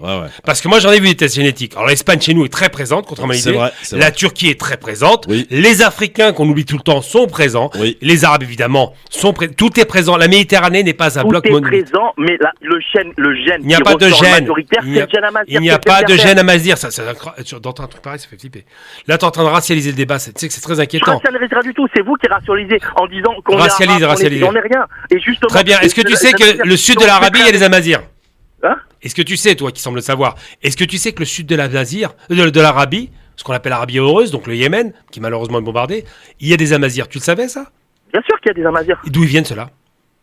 Ils ont dû voyager comme tout le monde. Non, ils n'ont pas dû voyager. Non, ça t'arrange, ils ont dû voyager. Donc ils seraient venus de chez toi, d'Afrique du Nord, vers le Yémen. Et pourquoi pas le contraire? Mais qui a dit que c'est ça que j'ai dit qu'il n'y avait pas d'Arabes. J'ai dit que c'est pas la majorité, que génétiquement. Ces gens-là on n'est pas issus de cette culture. Mais génétiquement, ce que tu dis, il n'y a pas la route. Je te dis, fais un test génétique, tu vas être choqué. Mais on parle du. C'est un truc. En fait, on n'arrive pas à se comprendre, je crois. Moi, je suis en train de te dire qu'en gros, on n'est pas issu, ça veut pas dire parce que je suis en train de te dire qu'il n'y a pas d'Arabes, qu'il n'y a pas eu d'Arabes qui sont venus au Nord-Afrique, en Afrique du Nord. Je suis en train de te dire que c'est pas une majorité. C'est pas. Tout comme c'est pas une majorité berbère. Par un autre. Mais il n'y a pas de remplacement. L'Afrique du Nord, il n'y a pas de morphotype algérien. T'es d'accord? T'as du blanc très blanc aux yeux bleus qu'on trouve beaucoup à Tlemcen. D'ailleurs, qui sont restés 500 ans en Algérie. C'est normal. Qui? Pour vous dire qui c'est qui est venu en Algérie. Tout le monde est venu en Algérie. Mais est-ce que ça veut dire qu'à chaque fois tout le monde est venu en Afrique du Nord en général. T'as eu les Vandames, les Goths, Visigoths, Ostrogoths, t'as eu les Mongols, t'as eu beaucoup de monde. Ils ont été remplacés, non? Mais c'est pas une question de remplacement, c'est des mélanges. Voilà. Mais la majorité, à la base, il y avait quand même un peuple initial. Vous pensez qu'il y a eu 40 millions de personnes et que les 40 millions de personnes sont pas les mêmes qu'il y a 200 ans? Ben non, ou 300 ans? jamais. Moi, ça me donne l'envie de faire à la rentrée une émission avec tes historiens. Parce que c'est très important. Et au-delà même des historiens, d'aller chercher des gens qui vraiment connaissent un peu l'histoire. Vous prenez un gars qui s'appelle Abou Eliman, qui est encore un linguiste, qui est encore connu, qui a 72 ans. Ouais. Il a fait des études sur le Maghreb, il vous sort que 50% de la langue maghrébine n'est pas forcément que issue de l'arabe. Il n'y a pas de langue maghrébine, c'est ça qui est incroyable. Tu es en train de me dire, un Marocain, parle-toi, parle à un rifin, tu verras comment tu le comprends. C'est quoi pour vous une langue? C'est quoi la définition d'une langue? C'est quoi la définition d'une langue? Tu veux dire la définition officielle? Non, je m'en fous, moi, de l'officiel. Moi, je suis pas dans les trucs. Moi, je suis pas historien, je suis pas un. Non, mais je te dis, officiellement, une langue, c'est une langue majoritaire reconnue qui s'écrit, c'est tout. C'est ça, une langue. Ok, majoritaire, j'ai reconnu. Et qui s'écrit. Quand tu es au Maroc, en Algérie, un peu moins en Tunisie, mais en tout cas, on va prendre le Maroc et l'Algérie. Tu as l'impression de devoir apprendre une langue, ou tu peux parler, tu parles l'algérien et tu comprennes? Non, mais t'as déjà été au Maroc? Est-ce qu'ils te comprennent? Est-ce que tu as déjà été au Maroc? Au Maroc, on va dire tu as des collègues marocains, tu as des amis marocains. Mais j'étais au Maroc, j'ai vécu, donc je veux dire franchement, c'est festival pour se comprendre. Algériens et Marocains se comprennent. Ils se comprennent, mais il y a plein de différences. Après, Tunisiens, ils sont très proches de l'arabe. Il a parlé tout à l'heure de l'arabe maghrébin, donc il n'existe pas l'arabe maghrébin, c'est des dialectes. Attends, Gamal, pardon. Youssef, politiquement dans ta tête, non mais 2 secondes. Des gens qui ont voulu créer l'Union européenne. 2 secondes, Youssef. Est-ce que créer l'Union Youssef, en fait, tu vas absolument te mettre comme un arabe. Pas du tout. Est-ce qu'un Algérien qui va parler l'arabe algérien entre guillemets, bien que ça n'existe pas, on peut pas dire un arabe algérien, mais est-ce que un Algérien qui va parler l'arabe comme en Algérie va être compris en Arabie Saoudite? Pas du tout. Voilà. Ça n'a rien à voir. Est-ce qu'il sera compris au Maroc? Un peu plus. Un peu plus? Oui. Mais 100%, il y aura peut-être comme un gars du Nord et du Sud. Alors, voilà. Quelques mots différents. Alors, mais c'est vrai, il a raison. Non, attends, mais il a raison. On va jusqu'au bout. Alors, moi, j'ai fait tous les pays du Maghreb, ça tombe bien. J'ai été en Tunisie, figure-toi. En Tunisie, bizarrement, ils parlent d'arabe de plus en plus proche de l'arabe littéraire. Donc, la Tunisie, pourquoi elle est différente? Pourquoi elle est différente? Les Marocains se comprennent très bien. Donc, c'est 80 millions de personnes, à peu près. Et la Libye, c'est encore différent. Ils parlent arabe littéraire. Je parle. On parlait de l'Algérie et le Maroc. Ils parlent que de 2 pays. S'ils réduisent le Maghreb à 2 pays, on pas loin. On parle de la définition d'une langue. Est-ce que quand il y a 80 millions de personnes qui parlent à peu près une langue, qui se comprennent, est-ce qu'on peut dire que c'est une langue? Une langue s'écrit, je t'ai dit, t'as pas écouté. Elle s'écrit. Non, l'arabe dialectal ne s'écrit pas. On peut l'écrire. Maltais l'ont écrit. Le mal, c'est du maghrébin et pourtant ils l'ont écrit. Comment? Ils ont même choisi l'alphabet latin. Il y a beaucoup d'arabes. Mais bon, alors mélange tout. Simplement. Mais c'est pas un moment si on décide qu'il soit écrit. Est-ce que tu crois sur les réseaux sociaux, les gens l'écrivent ou pas? Est-ce qu'ils ils écrivent avec des caractères latins? Faut être un peu sérieux. Ouais, mais ça s'écrit. Mais c'est une langue, c'est évolutif. Ça se crée une langue. Le turc, Atatürk, quand il a décidé de passer de l'alphabet arabe à l'alphabet latin, il a décidé de créer le turc. C'était une catastrophe, mais ça, on va pas revenir là-dessus. Ça a été catastrophique, il a utilisé des caractères latins et les gens ne s'y retrouvaient plus. Mais est-ce que maintenant les Turcs, ils parlent quelle langue? Ils parlent bien le turc. Ils ont toujours parlé le turc, mais les vieux Turcs ne comprennent pas le... Téchékur. Le turc, à un moment les vieux ils meurent. Ah, c'est génial, donc on peut effacer le passé grâce à ça. Waouh. Ça évolue, c'est ça que tu as. Ça évolue. Donc il faut effacer 1400 ans de civilisation pour faire autre chose. Décide que l'algérien deviendra la langue officielle du pays et décide de mettre des linguistes à travailler sur l'alphabet qui sont déjà, il y a pas mal de linguistes qui ont envie de ça. D'ailleurs, on va parler, si on parle du Maroc, le Maroc, c'est catastrophique. Il y a des propositions de mettre le darja comme langue officielle. Et pourquoi ils ont fait ça, à ton avis? Voilà, la réponse va tomber direct. Pourquoi ils ont fait ça? Mais parce que c'est ça qui va unifier un pays. Pas du tout. C'est parce qu'au Maroc, ils ne vont pas à l'école. Ils ne vont pas à l'école. Ils ont dit, bon, puisqu'on ne peut pas les éduquer par l'école, on va écrire le darija. C'est vraiment que tu prends. Non, à un moment donné, c'est qu'ils créent une culture. D'ailleurs, non, ils ne créent pas une culture, c'est un défaut culturel. Je suis désolé, si je dois chercher. Attends, juste lui dire. Non, il faut être très clair. Au Maroc, il y a un problème culturel par rapport à la langue. Parce que les gens. Non, mais je ne peux pas finir. Je ne peux pas développer l'argument. Youssef, laisse parler Gamal, sinon on n'y arrive pas. Tant que la langue. Est-ce que tu as déjà été au Maroc? C'est partie d'une culture d'un pays, c'est la langue, la cuisine, c'est d'accord, Youssef, en adéquation avec le peuple, il n'y aura jamais de peuple. Le Maroc a une immense culture sur le plan du savoir-faire. Pour l'Algérie. On peut pas parler. Le Maroc a une immense culture. Les gens ne parleront pas la langue. Mais Youssef, on fait la radio, on fait un concours. On s'écoute, Youssef, c'est la base du débat. Je t'ai écouté depuis tout à l'heure, tu me laisses écouter mon propos. Écoute un peu. Le Maroc a une immense culture sur un plan civilisationnel, construction, vêtements, habits, nourriture. Non, le Maroc a une immense culture, contrairement à Dans notre tous les pays. qui a été massacré. Notre pays a été massacré culturellement. D'accord? On a parlé. Elle a pas été massacrée. Bouteflika a dit il y a eu Elle un été génocide culturel, il a raison. Les gens l'ont gardé leur culture. Si Ça tu veut dire veux. quoi, massacrer? C'est Les gens pas. n'ont pas gardé leur culture. Culturellement, ils ont détruit l'Algérie, mais tu le sais pas, Ah, c'est non, pas. non, stop. Vraiment. Les gens, ils n'ont pas gardé leur culture. Ils ont n'ont pas détruit, leur ils culture. ont détruit, je viens de te dire. Ça veut dire qu'il reste, Non, il y a mais des est-ce que- bribes de est-ce que culture, mais on a actuellement, pas. Les gens ne pratiquent pas leur culture. Est-ce que toi, nous, qui C'est sommes nés en compliqué de lui France, parler. on n'a c'est- pas hérité d'une Tu culture? sais, Youssef, je vais dire un truc. Je vais dire une chose simplement. Et on en termine. Voilà, parce que ça, on va aller vite. Le Maroc, quand tu prends ça comme exemple pour dire ils mettent le Darija, c'est parce qu'il y a un défaut d'apprentissage à l'école. Maintenant, on va comparer deux pays comparables parce que je ne veux pas parler de l'Algérie et du Maroc, ça n'a aucun sens. Comparer deux pays qui ont la même taille en termes économiques, pratiquement, proportionnellement aux habitants. Pas de pétrole, pas de gaz, Maroc, Tunisie. La Tunisie a parié sur l'école, les Tunisiens sont tous alphabétisés et connaissent tous l'arabe littéraire à l'écrit. Voilà la réalité. Et j'ai envie de te dire, pourquoi baisser le niveau alors qu'on a une culture? On l'a... Attends, je finis. Mais ils connaissent l'arabe. Mais- Est-ce qu'ils l'utilisent? Tous les jours. C'est comme T'as si jamais, tu mais apprends t'as le jamais été latin, en Tunisie tu ou quoi? utilises le latin. Mais tu vas en Tunisie, tu seras au courant. Moi, j'y suis allé. Ils parlent arabe, ça, il n'y a aucun problème. Ils parlent l'arabe littéraire en Tunisie. Oui, Tu parfait. arrives en Tunisie, Il y ils a un parlent petit l'arabe littéraire, dialecte, on est mais c'est d'accord. littéraire. Simplement pour finir. Ouais, La pas langue. clair. Tu connais, pour les Tunisiens que je connais, il n'y a pas un qui parle arabe littéraire avec lui. Hein. Bah, je n'ai pas été en Tunisie, c'est pour ça que tu dis ça. Bon, Youssef, merci. Je On va finis, pas- on a attends, peu de je finis temps. mon propos, Ouais, Christophe. mais il y en a plus, moi. Juste 2 secondes. Ouais, Simplement, vos conneries, il faut une langue unitaire comme les Européens ont trouvé l'anglais, puisqu'ils n'ont pas de langue unitaire. Nous, on a la chance d'avoir une langue unitaire qui permet de faire du commerce, parce que les Arabes sont arrivés par le commerce. Et ça, jamais perdre de vue. Si on se divise par la langue, on s'en sortira jamais. Merci Youssef, merci, on est obligé d'y aller, je suis désolé parce que j'ai la pub, hein, mon ami. Ah ouais. C'était très intéressant, mais sauf qu'on s'est pas beaucoup écouté. À tout de C'est suite, clair. et dans un instant, on va parler de la redevance TV. Ils veulent la supprimer, mais on la remplace par quoi? Le Grand Forum, merci d'être avec nous, votre émission de référence tous les jours du lundi au vendredi de 16h à 18h sur une seule et unique radio France Maghreb 2, alors que tout le monde est parti en vacances. Gamal, on est là, nous. Évidemment, encore pendant quelques jours. La dernière semaine des chroniqueurs, et puis la semaine prochaine, je me la réserve pour moi tout seul. Voilà. Je vais kiffer à moi tout seul. Avec vous, amis auditrices, auditeurs. On va se retrouver, vous et moi, avant de partir en vacances, évidemment. Alors, c'est très intéressant ce débat qui a eu lieu il y a quelques instants. On voit qu'il y a beaucoup de méconnaissances. Oui, malheureusement. Beaucoup de méconnaissances de partout. Hein.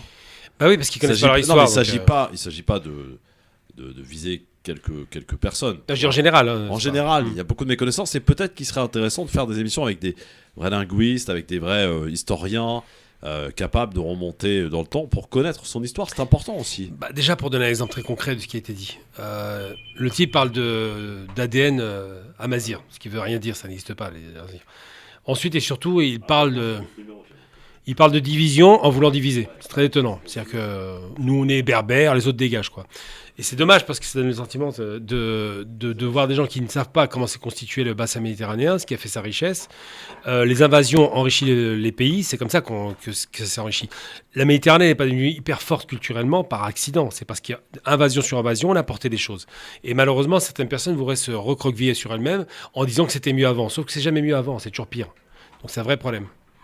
Mais enfin, dans tous les cas de figure, je vois que le débat est difficile quand on parle de questions ethniques parce que malheureusement, on leur parle de civilisation, ils vont répondre la race. Donc c'est très problématique. Allez, on va prendre, micro ouvert, c'est quand même beaucoup mieux c'est quand mieux, on fait de la radio. Youssef, salut Youssef. Non, c'est moi encore. Ah bah non, mais ça y est Youssef, c'est bon, on a discuté, on va pas faire toute l'émission Youssef, ça y est, c'est bon là. Je travestis mes propos. Non. Je déteste ça quand vous faites ça, quand on raccroche et vous travestissez les propos. Alors, Ah bon Vous rendez fou les gens. À ce moment-là, faut même pas appeler, vous dire n'appelez pas. Bah, allez-y, parlez. Vous travestissez mes propos et j'aime pas ça. Bah, il faut dire, Alors, qu'est-ce qui a été C'est très traversé. grave ce que vous dites. Pour moi, c'est très grave. Vous insultez ce que je viens de Ah, il dire. veut pas répondre. Youssef, pourquoi C'est quoi le propos? Pourquoi Gamal Abina a On me dit déjà travesti d'une- tes propos? J'ai jamais parlé de jeunes amazigh, je parlais du jeune berbère et il y a eu des tests qui ont été faits. Quelle différence? Quelle différence? Premièrement, et deuxièmement, je vais en première. D'où je divise en disant que les gens dégagent. Est-ce que j'ai dit ça? Est-ce que ça a été juste mes propos? C'est Alors, qui il y avait quelqu'un avant qui a appelé. Et puis ensuite tu raccroches et on tu traduis les Youssef, propos. Il y a Et tu quelqu'un vas- avant qui a parlé. Attends, on se calme. Non, mais Youssef, c'est étonnant. Non, Youssef- enfin, moi, Non, Je Youssef. vous jure, je vais débarquer dans votre plateau et je vais venir et on va s'expliquer. Mais pas forcément. Alors, violent. Il y a un problème. d'abord, La Youssef, menace comme ça, c'est quoi, ces conneries? Youssef, déjà, on va se Non, calmer. c'est Non, énervant. non, Youssef, C'est très énervant. Youssef. Ce qui est énervant, Youssef, c'est de travestir attends, mes propos. 2 secondes. Non, c'est avant, tu viens de le dire il y a 2 secondes. Youssef. Non, j'ai dit il y a 2 secondes. Là. Il y a une personne avant toi qui a appelé. T'étais pas là. Youssef, Ok. on parle pas que de toi. Il y a une Youssef. personne avant toi qui a appelé, qui a dit un truc, tu n'étais pas là. Ensuite, tes propos, je les ai repris exactement. Il va pas le laisser parler. Tes propos, je les ai repris exactement comme tu les as dit. Et tu viens de te tromper tout seul. Tout à l'heure, tu as dit je ne veux pas utiliser le terme berbère, mais amazir. Donc j'ai bien dit gêne amazir. C'est toi qui te contredis tout seul comme un grand. C'est enregistré. Désolé pour toi. Désolé. C'est enregistré. se part surtout de dire, Youssef. on dit pour dire, nous on est là et vous vous cassez. Ah, maintenant on se trompe. Youssef. C'est pas toi qui l'as dit, c'est le d'avant. Oh, calmez-vous. Qui réécoute, c'est incroyable, ça. Youssef, d'abord, on va se calmer. C'est toi un Algérien. Non, Youssef. Comment? Tout ça. Comment? Voilà, tu vois la différence entre J'ai pas entendu. un oriental et un maghrébin. De quoi il parle? C'est que le maghrébin, il va s'énerver tout de suite. Parce que je suis pas maghrébin, moi je suis algérien. Raté pour toi, je suis Gigel. Raté pour toi, je suis Gigel. Tu veux te la raconter? Je suis Gigel, je suis Gigel. Arrête de dire des bêtises, s'il te plaît. Ça n'a aucun sens ce que tu viens de dire. C'est vraiment. Non, mais il m'a pris pour un oriental. Je suis Gigel, mon ami. Je suis un montagnard comme toi. Youssef. Je suis un montagnard comme toi. Gamal, 2 secondes. Youssef. Est-ce qu'on peut parler tranquillement? Il faut être civilisé, c'est un minimum. Et franchement, autant je respecte tout le monde dans cette émission. Youssef, par contre, tes menaces. Franchement, je les apprécie pas des masses. C'est clair. Je vous dis, je l'ai frappé. Comment? Non, mais attends, tu l'as dit clairement. T'as dit. Sur le plateau, c'est différent par téléphone. Non, mais Youssef, oui, mais justement, déjà, tu sais, la base quand on débat, c'est d'écouter ton interlocuteur.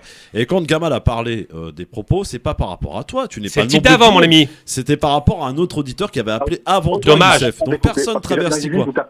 Pardon, mais voilà, c'est comme ça, Youssef. Faut écouter, tu sais, c'est important, c'est la base. Et ensuite, deuxième chose, tu as bien utilisé le terme. Non, mais il a bien utilisé le terme de gêne à Mazir parce qu'il voulait pas entendre parler de berbères. J'ai dit, il y a eu des enquêtes pour parce que si tu veux les retrouver sur les gènes berbères majoritaires. Tu as dit à Mazir tout à l'heure, je suis désolé de te le dire, et c'est enregistré. Non, voilà, je reprends moi calmement. J'ai dit, moi, je considère que je n'aime pas le terme berbère parce que ça vient de barbare. Même si pour les Romains à l'époque, tout ce qui était par romain était barbare, mais non, ça m'énerve de ça déjà. Voilà. 2, donc je préfère le terme amazir, mais les enquêtes ont été faites, c'est-à-dire les études qui ont été faites par des anthropologues et tout ça pour trouver les gènes majoritaires aux berbères, ont sorti le gène berbère. Donc si vous tapez l'étude gène berbère majoritaire aux berbères, vous allez voir tous les articles qui parlent de ça. Très bien. Alors maintenant, juste pour conclure, je vais prendre un autre exemple. Tu as parlé du milliardaire tunisien, j'ai vérifié, il y en a un. Il y en a un. Tu as parlé de Mourad Boudjelal, dommage, je le connais personnellement. On a fait un film avec lui. Donc autant dire qu'il n'est pas millionnaire, hein. Il n'est pas milliardaire. Et ça prouve. Donc c'est pas mal, oui, il n'est pas milliardaire. Je parle de milliardaire.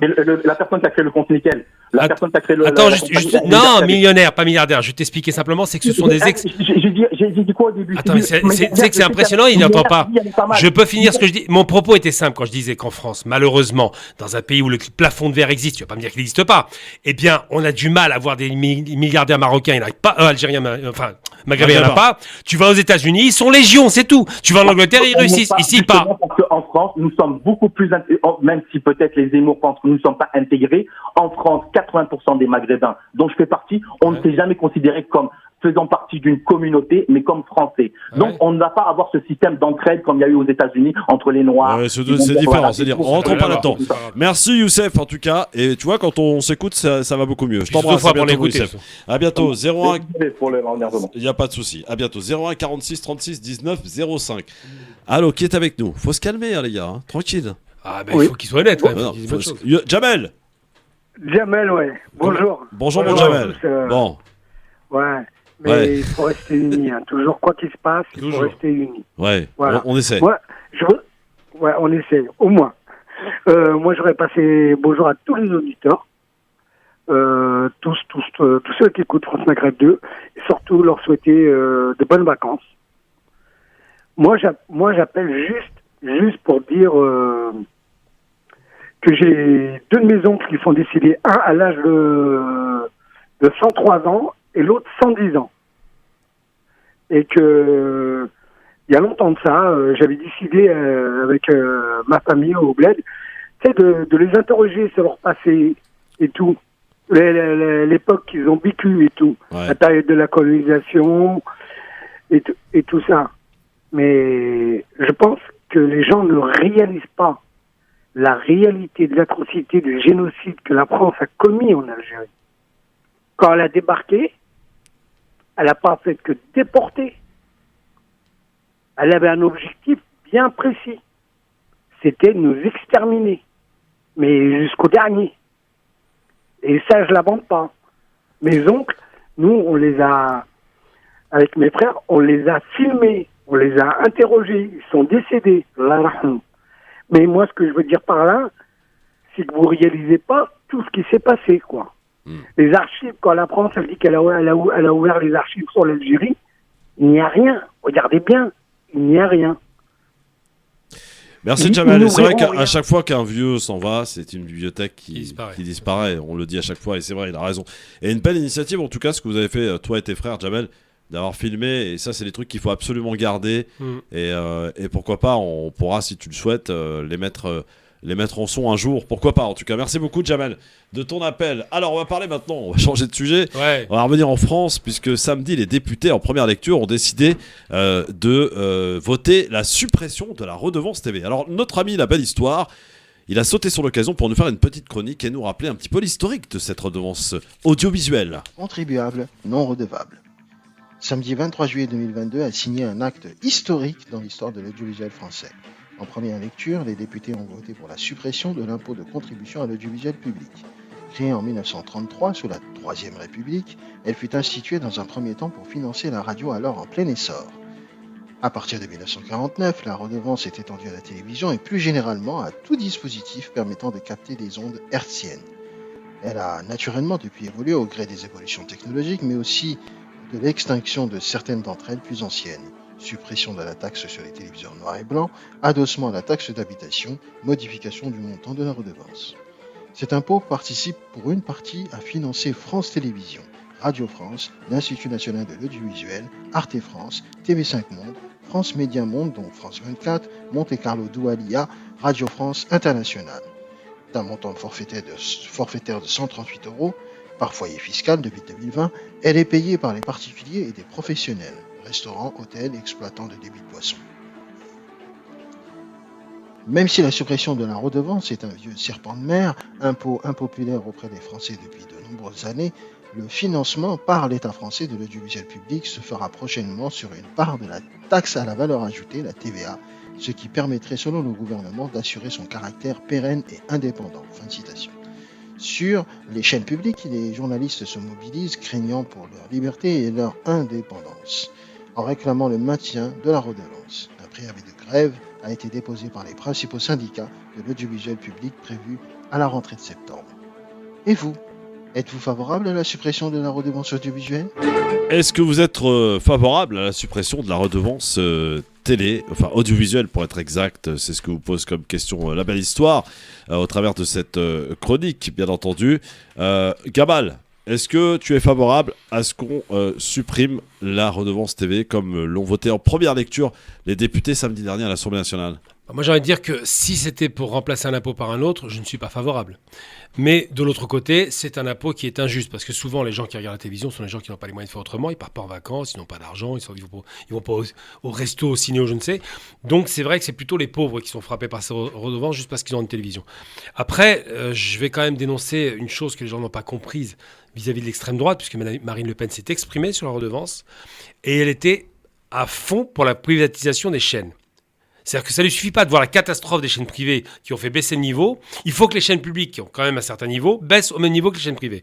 Moi, je considère que la redevance est un impôt direct, qui est un impôt injuste, qu'on doit la supprimer, c'est vrai. On la remplace par quoi ? Et alors, elle sera remplacée malheureusement par un impôt encore plus injuste, parce qu'ils ont l'intention de noyer la redevance dans la TVA. Ouais. Donc ça, c'est dégueulasse. C'est-à-dire que même ceux qui n'ont pas la télévision vont devoir payer pour ceux qui l'ont.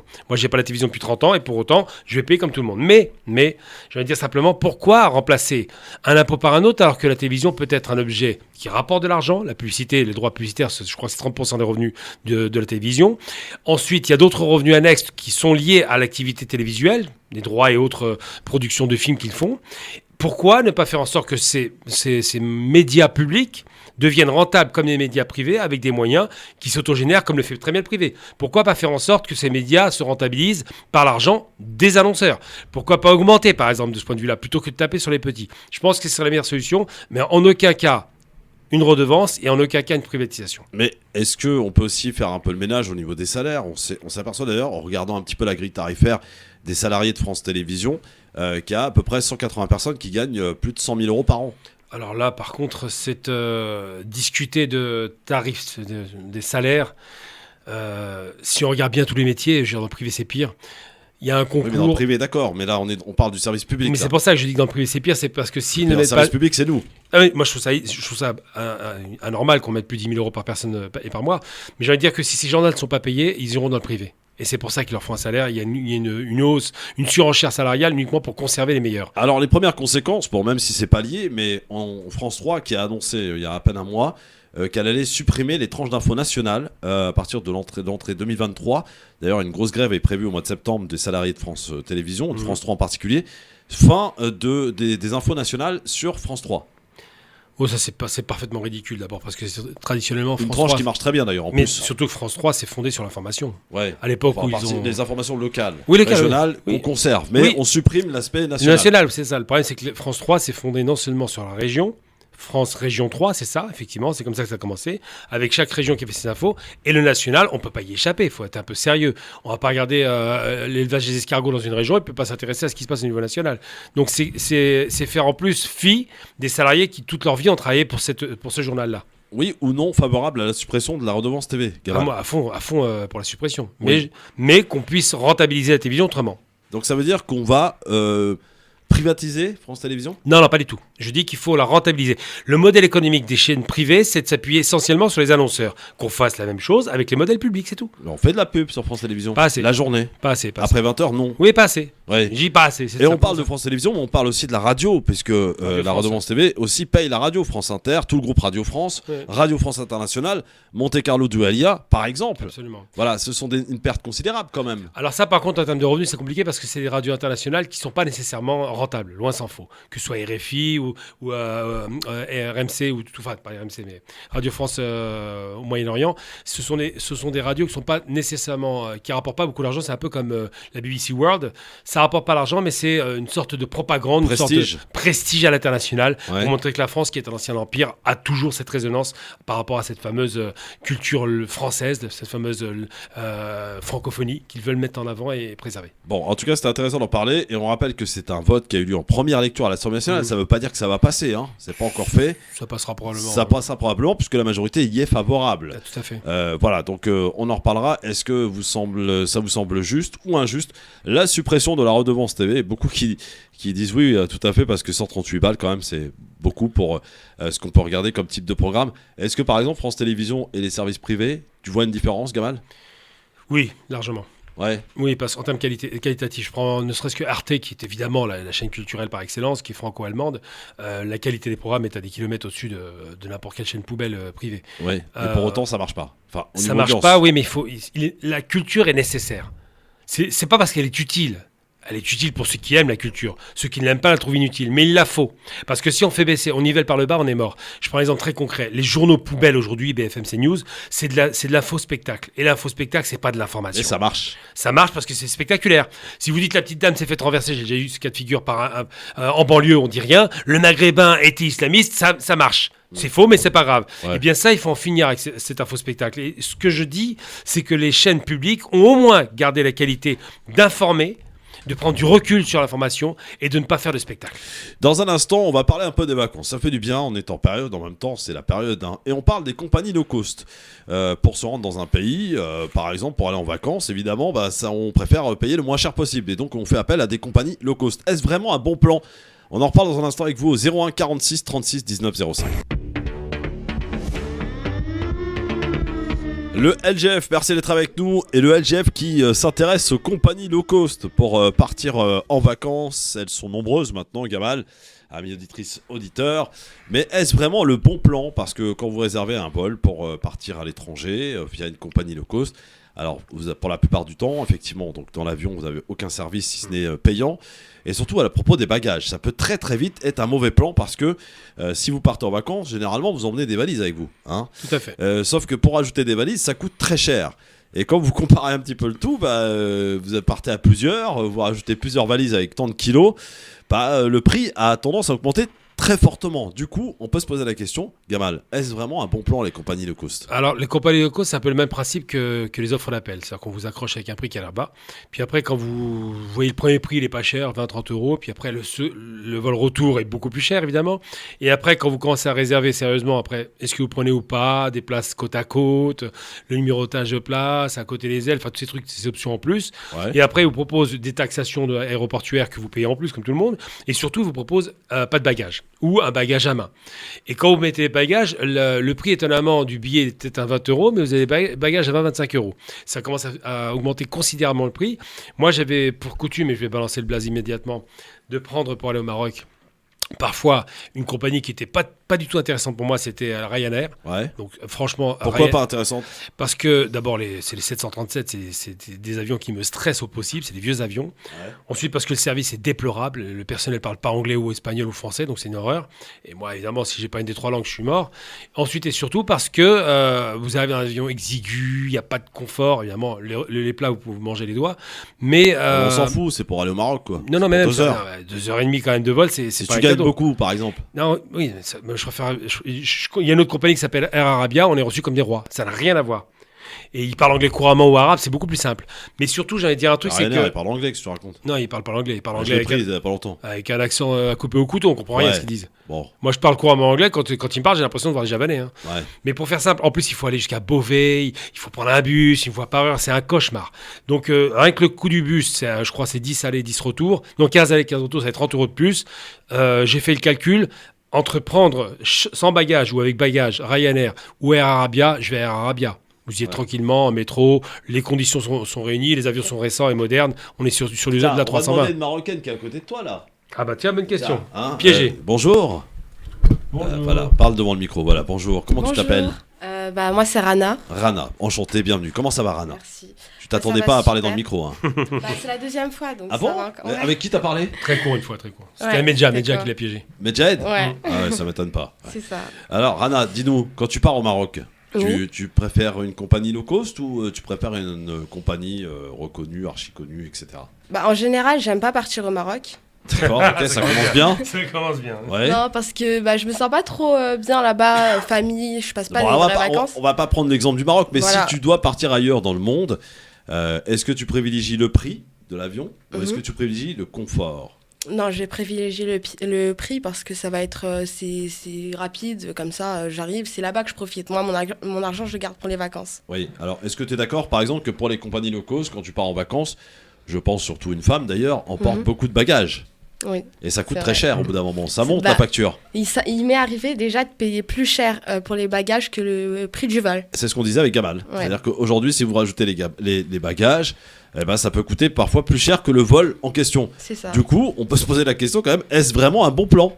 Voilà. Est-ce que pour toi, tu considères que c'est un bon plan, les compagnies low cost? Ça reste un bon plan quand même. Ouais. Quand on n'a pas un gros budget, ça reste un bon plan. Voilà, Gamal. Et il faut juste voyager léger. Moi, j'ai l'impression quand je prends ce genre de vol que je me fais voler parce que franchement, quand on voit le nombre d'additifs qu'ils rajoutent pour en plus un service qui est vraiment pas top. Alors, en plus, je parle même Il n'y pas. a pas de service, Gamal. Non, mais c'est pour ça que je dis pas vraiment pas top, je suis gentil. En plus, le PDG de Ryanair, je vais même pas raconter ce qu'il a dit, c'était des propos extrêmement limite racistes. Voilà, tu prends je parle que de la caricature de du bonhomme. Ryanair, mais il y en a plein d'autres Mais des compagnies low cost. j'ai fait à l'époque Sabena, j'ai détesté. C'est des avions qui sont quand même stressants. Alors, Pegasus, connu pour aller partir en Turquie. Ouais, mais c'est pareil, Pegasus, c'est la compagnie turque. Oui, donc c'est une compagnie low cost. Oui, mais de qualité. Ouais. Et leurs avions sont récents, ça n'a rien à voir. Il y a vraiment les compagnies, vraiment les coucous, les 737 et puis les A320. Quand on prend un A320, on n'est pas stressé. Il y a en plus le parcours est fléché, enfin c'est assez formidable. Quand vous prenez un 737, vous vous demandez si vous allez atterrir parce que c'est très inquiétant. Et quand on part en été, encore il n'y a pas de turbulence, mais en hiver, je ne raconte pas. Donc moi je pense que à choisir entre le confort et bon, après c'est une question moyenne, si on n'a pas les moyens, on n'a pas les moyens. Mais le confort et prendre un bus volant, je préfère franchement le confort. Ouais, mais Rana le disait à l'instant, parfois il lui est arrivé de payer plus cher de bagages que son vol en question. Tout à fait. Hein, donc vraiment, on peut se poser la question. Qu'en pensez-vous, amis auditrices, auditeurs, vous qui avez voyagé, peut-être aux abords de compagnies connues et reconnues, dont le service est compris à bord, ou alors des compagnies low cost, est-ce réellement un bon plan? Racontez-nous, 01 46 36 19 05, je veux savoir. Bon, moi, personnellement, vous voyez, je pars en vacances, j'ai privilégié comme Rana mes vacances et j'ai pris le vol le moins cher. Donc effectivement, je pars à Beauvais dans le monde. Non, pas à Beauvais. Non, je pars d'Orly là, mais avec une compagnie low cost. Voilà. Et je reviens avec une autre. Voilà. Et ce qui fait que j'ai un avion qui me revient grosso modo. Finalement, c'est plutôt intéressant. Quoique. Finalement, quoique. 01 46 36 19 05, compagnie low cost, est-ce vraiment un bon coup? On en parle tout de suite.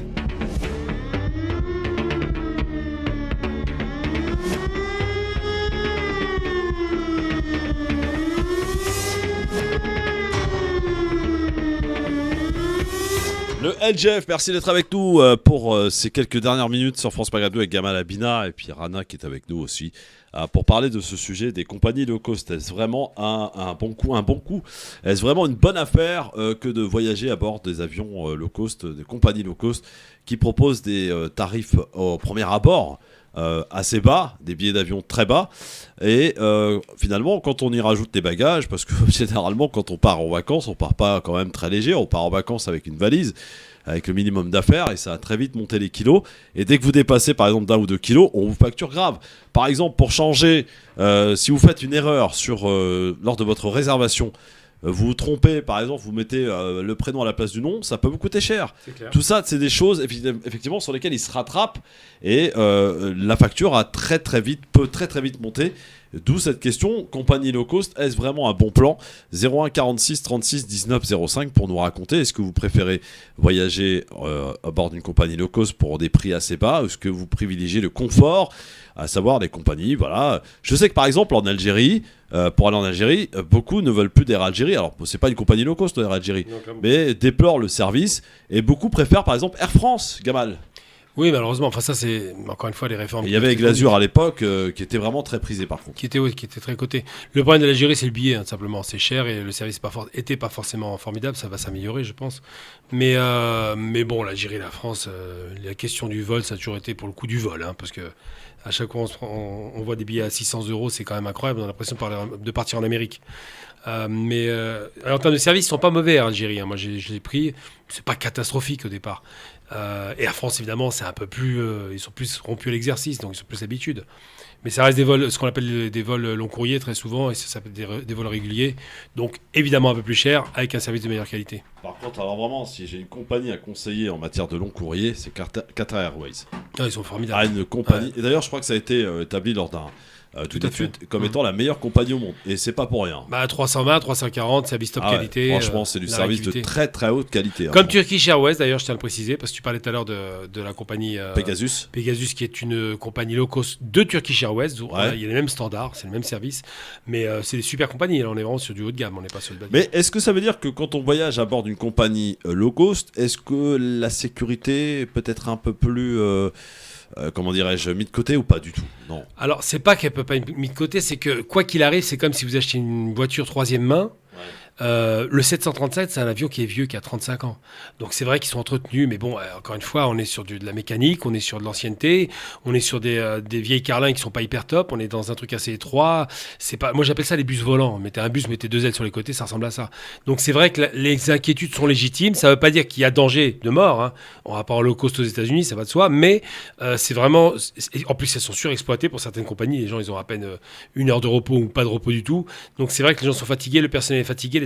Les avions sont fatigués. Moi, je suis pas trop fan des avions low cost. Et vous, qu'en pensez-vous? 01 46 36 19 05. En tout cas, Rana nous a dit tout à l'heure, elle, pour partir en vacances, elle privilégie le prix, le moins cher, pour garder le maximum d'argent pour profiter de tes vacances. C'est ça, Rana? C'est ça. Ouais. Et c'est quoi les vacances prochaines? J'espère pouvoir partir en Thaïlande. Ah oui? Ouais, j'aimerais bien. Carrément. Pourquoi pas en fin d'année. Thaïlande, faut faire une escale. Ouais, mais ça me dérange pas, je m'y prends à l'avance comme ça. Je prévois tout et ça va pas me coûter cher. Qu'est-ce qui t'attire en Thaïlande? Et ma sœur? Non, c'est juste que j'ai envie de voyager un peu plus loin, quoi, c'est tout. Ouais. Oui, aller un peu plus en Asie. Que tu connais pas? La Turquie aussi. La Turquie, ça m'attire beaucoup. J'y vais moi le 7. Le 12 août. Alors, on a notre amie Sofiane Garbaoui qui, je crois, est avec nous. Bonjour, mon Sofiane. Salut Christophe, salut Gamel et notre chroniqueuse. Rana qui est venue ici, on l'a interpellé, on lui a posé quelques questions. Alors mon Sofiane Garbaoui qui était avec toi lundi dernier, Gamal. Ah oui, ça voilà. va Sofiane, j'avais pas reconnu. Salut Gamel, comment vas-tu? La forme et toi? Alors mon Sofiane. Fatigué, j'ai pas pu être avec vous aujourd'hui. Ouais. Parce que j'avais quelques réunions importantes à faire. Il y en a qui bossent. Oui, il y en a qui bossent quand même. C'est clair. Par contre, là où je suis pas d'accord, c'est que par rapport à low cost, ne veut pas dire vieux avion, parce que la plupart des compagnies low cost sont des avions assez récents. Je suis d'accord là-dessus. Le problème du low cost, c'est que tout service supplémentaire, parce qu'il faut savoir, il faut décrypter d'abord un billet d'avion. Dans le billet d'avion, tu as le prix du vol lui-même, donc pour la compagnie, et tu as toutes les prestations annexes qui sont du port, ok, enfin de l'aéroport. Donc, le traitement des taxe bagages, aéroportuaire. la sécurité, enfin, le traitement des billets, enfin, tout ça. Et c'est ça qui coûte cher. C'est pour ça que les compagnies low cost, tout ce qui est billetterie, par exemple, ils préconisent de le prendre directement sur Internet, donc moins de guichets, donc moins de coûts. Les bagages, ils les traitent pas, donc ça coûte encore moins cher, et donc ils arrivent à avoir un billet. Il faut savoir qu'un billet d'avion, par exemple, si tu prends Paris-Alger, si tu prends que le prix du vol lui-même, c'est à peu près dans une centaine d'euros. Si tu rajoutes à côté de ça, tu rajoutes tout ce qui est sécurité, etc., et ben le billet peut s'envoler. Par exemple, Air Algérie, il faut savoir que Air Algérie paie une redevance de 125 € supplémentaires pour la sécurité. C'est-à-dire que le billet d'Air Algérie ne peut pas coûter moins de 225 €, par exemple. D'accord ?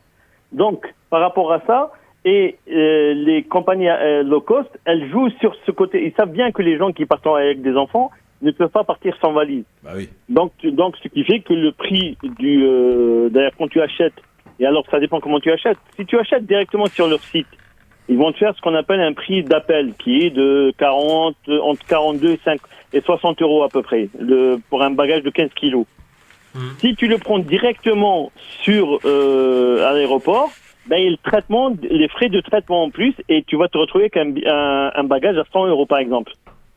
Oui, ça dépend. Oui. Comment tu réserves, Voilà. effectivement. Donc c'est pour ça que et puis les compagnies low cost en général décollent d'aéroports moins centraux pour des raisons de prix, parce que par exemple la redevance sur Beauvais est moins chère que celle sur Orly ou sur Charles de Gaulle. Bien sûr, évidemment. Bon, voilà. Donc il y a tout ça. Maintenant, si on est quelqu'un qui doit aller faire un aller-retour dans un autre pays, par exemple faire un aller-retour Paris-Barcelone, on n'a pas besoin de bagages ni rien. Un avion low cost fait très bien l'affaire. Maintenant, si on doit partir en vacances sur du long courrier, et le long courrier quand on dépasse 2 heures, là, moi, je déconseille le low cost parce que d'abord, le confort n'y est pas et la qualité des services n'y est pas. Quand on fait 3, 4, 5 heures, voire plus en termes de vol, il vaut mieux avoir quand même de l'espace. Or, les avions low cost, ils prennent plus de voyageurs que les avions lignes régulières. Parce que comme il n'y a pas de nourriture ni rien, donc ils gagnent sur la partie espace, et comme il y a moins de bagages, donc en termes de poids, ils peuvent prendre plus de voyageurs. Merci Sofiane pour ces précisions en tout cas, et à très vite mon Sofiane. À très bientôt mon ami. Merci mon Sofiane. Bon bah voilà, en tout cas après chacun de faire son choix, mais il faut faire attention effectivement à tout cela, et il y a plein de facteurs qui entrent en jeu. Mon cher Gamal, je te souhaite de bonnes vacances. Bah toi aussi surtout. Oui, et on se revoit à la rentrée. Bah ouais. Le lundi 29 août. Ouais. Surtout que moi c'est on est 25. Oui. Dans 6 jours c'est mon anniversaire les gars. Ah bon? Ouais. 6 jours. Ouais, je commence à dater là. Ah, très bien, très bien. On a invité. Ouais. Salut mon Nabil. Salut. Comment ça va? Très bien. Qu'est-ce que tu vas faire là, toi? Bah, je suis venu te rendre visite à Gamal, c'est son anniversaire. Bientôt. Non, dans 6 jours. Dans 6 jours. T'as pas en avance. C'était bonnes vacances. Voir Rana aussi, qui est une très bonne amie. Ouais. Ah bon? Voilà, que je connais très bien depuis bien longtemps. Ouais, on s'est rencontrés il y a 2 semaines dans un mariage à Berne-sur-Oise. D'accord. Super. Depuis très longtemps, quoi. Ouais. Un peu d'humour dans ce monde de monde. Évidemment. Surtout qu'on en a besoin ici. Sinon, tout va bien, impeccable, ça fait très longtemps. Ouais, c'est On va vrai. essayer de taper un petit délire ce soir. Ah, ça y est, t'es là. Ouais, juste pour cette semaine, histoire de... DJ Nabil dans un instant. Avant de se taper, avant de partir en vacances, tranquillement. Bon, bah c'est bien alors. Avant le Nabil, retour de pour mettre Medjed. un peu d'ambiance dans un instant sur France Maghreb 2, et nous on se retrouve demain, évidemment, en direct, avec le retour de Bouriaki, qui sera avec nous demain. Philippe Bouriaki, qui est revenu de vacances, il est en pleine forme, on le verra demain, entre 16h et 18h. Il sera peut-être accompagné, on sait pas, vous savez, c'est un peu le bordel. Par en ce qui? moment. Je sais pas. Balance les blagues. Ah, t'as eu la dernière info là, Pécresse Quoi? Le ministre, là Qui? J'ai envoyé un message. Darmanin. Ouais. Oui, il s'est planté sur son affaire de... Il s'est planté, c'est un brut. Oui, bon, ça va, 2 secondes. Ah, je pas ça, c'est un ministre. Oui, ah, excusez-moi. Oui, monsieur le ministre, quand même. S'il vous plaît, non, mais respect. en tant que ministre, on n'annonce pas quelque chose si on n'a pas encore les. Ah oui, mais bon. Il le fait. Il s'est empressé. C'est un artiste. Il était content, voilà. C'est pas la première fois, on est là. C'est un créatif. Ouais. Moi, je connais rien à la politique. Bonnes vacances, évidemment, mon Merci à gamin. toi aussi. Et à la rentrée le 29 août. Rana, à très vite. À très vite. Et bonnes vacances en Thaïlande, alors. Merci. Bon. Nabil, dans un instant. Moi, ça sera la Turquie au mois d'août, si tu veux poser. Ah, la Turquie. Ah, cool. Justement, je prends le Pegasus, là. Pegasus. C'est une bonne compagnie. Ça, c'est chaud. Hein. Pegasus, attention. C'est vrai? Ah, tu vas flipper. Hein. Tu vas aller les cheveux partout. Tu as des avions terribles. Et au retour, c'est Turquie. Turkish Airlines. Voilà, c'est ça. C'est la même compagnie. T'auras le parcours et tout, c'est vraiment très bien fait. C'est les A320, très beaux avions. Pourquoi c'est pas la même chose alors? Parce que dans un cas, ils font moins cher que l'autre et tout. Ouais, c'est bon. C'est du flan. En fait, à l'aller, tu risques de t'écraser. Au retour, il y a un peu moins de risque. Voilà. Quoi qu'il y a eu un accident. Bon, je vais pas te Oui, non, il y a eu un accident Pegasus, Oui, c'est vrai. mais spectaculaire, mais il n'y a pas eu de mort. Voilà. D'accord, ok. Il y a eu un problème aussi avec un vol de la Royal Air Maroc, là j'ai vu. C'est rare parce qu'ils sont une très bonne compagnie. Ah, il y a eu un vol qui a été obligé apparemment d'atterrir en urgence. Preuve que c'est une bonne compagnie. Si Oui. on atterrit, c'est que. Oui, en tout cas, ça a été catastrophique. Merci à tous, à demain. Ciao. Ciao.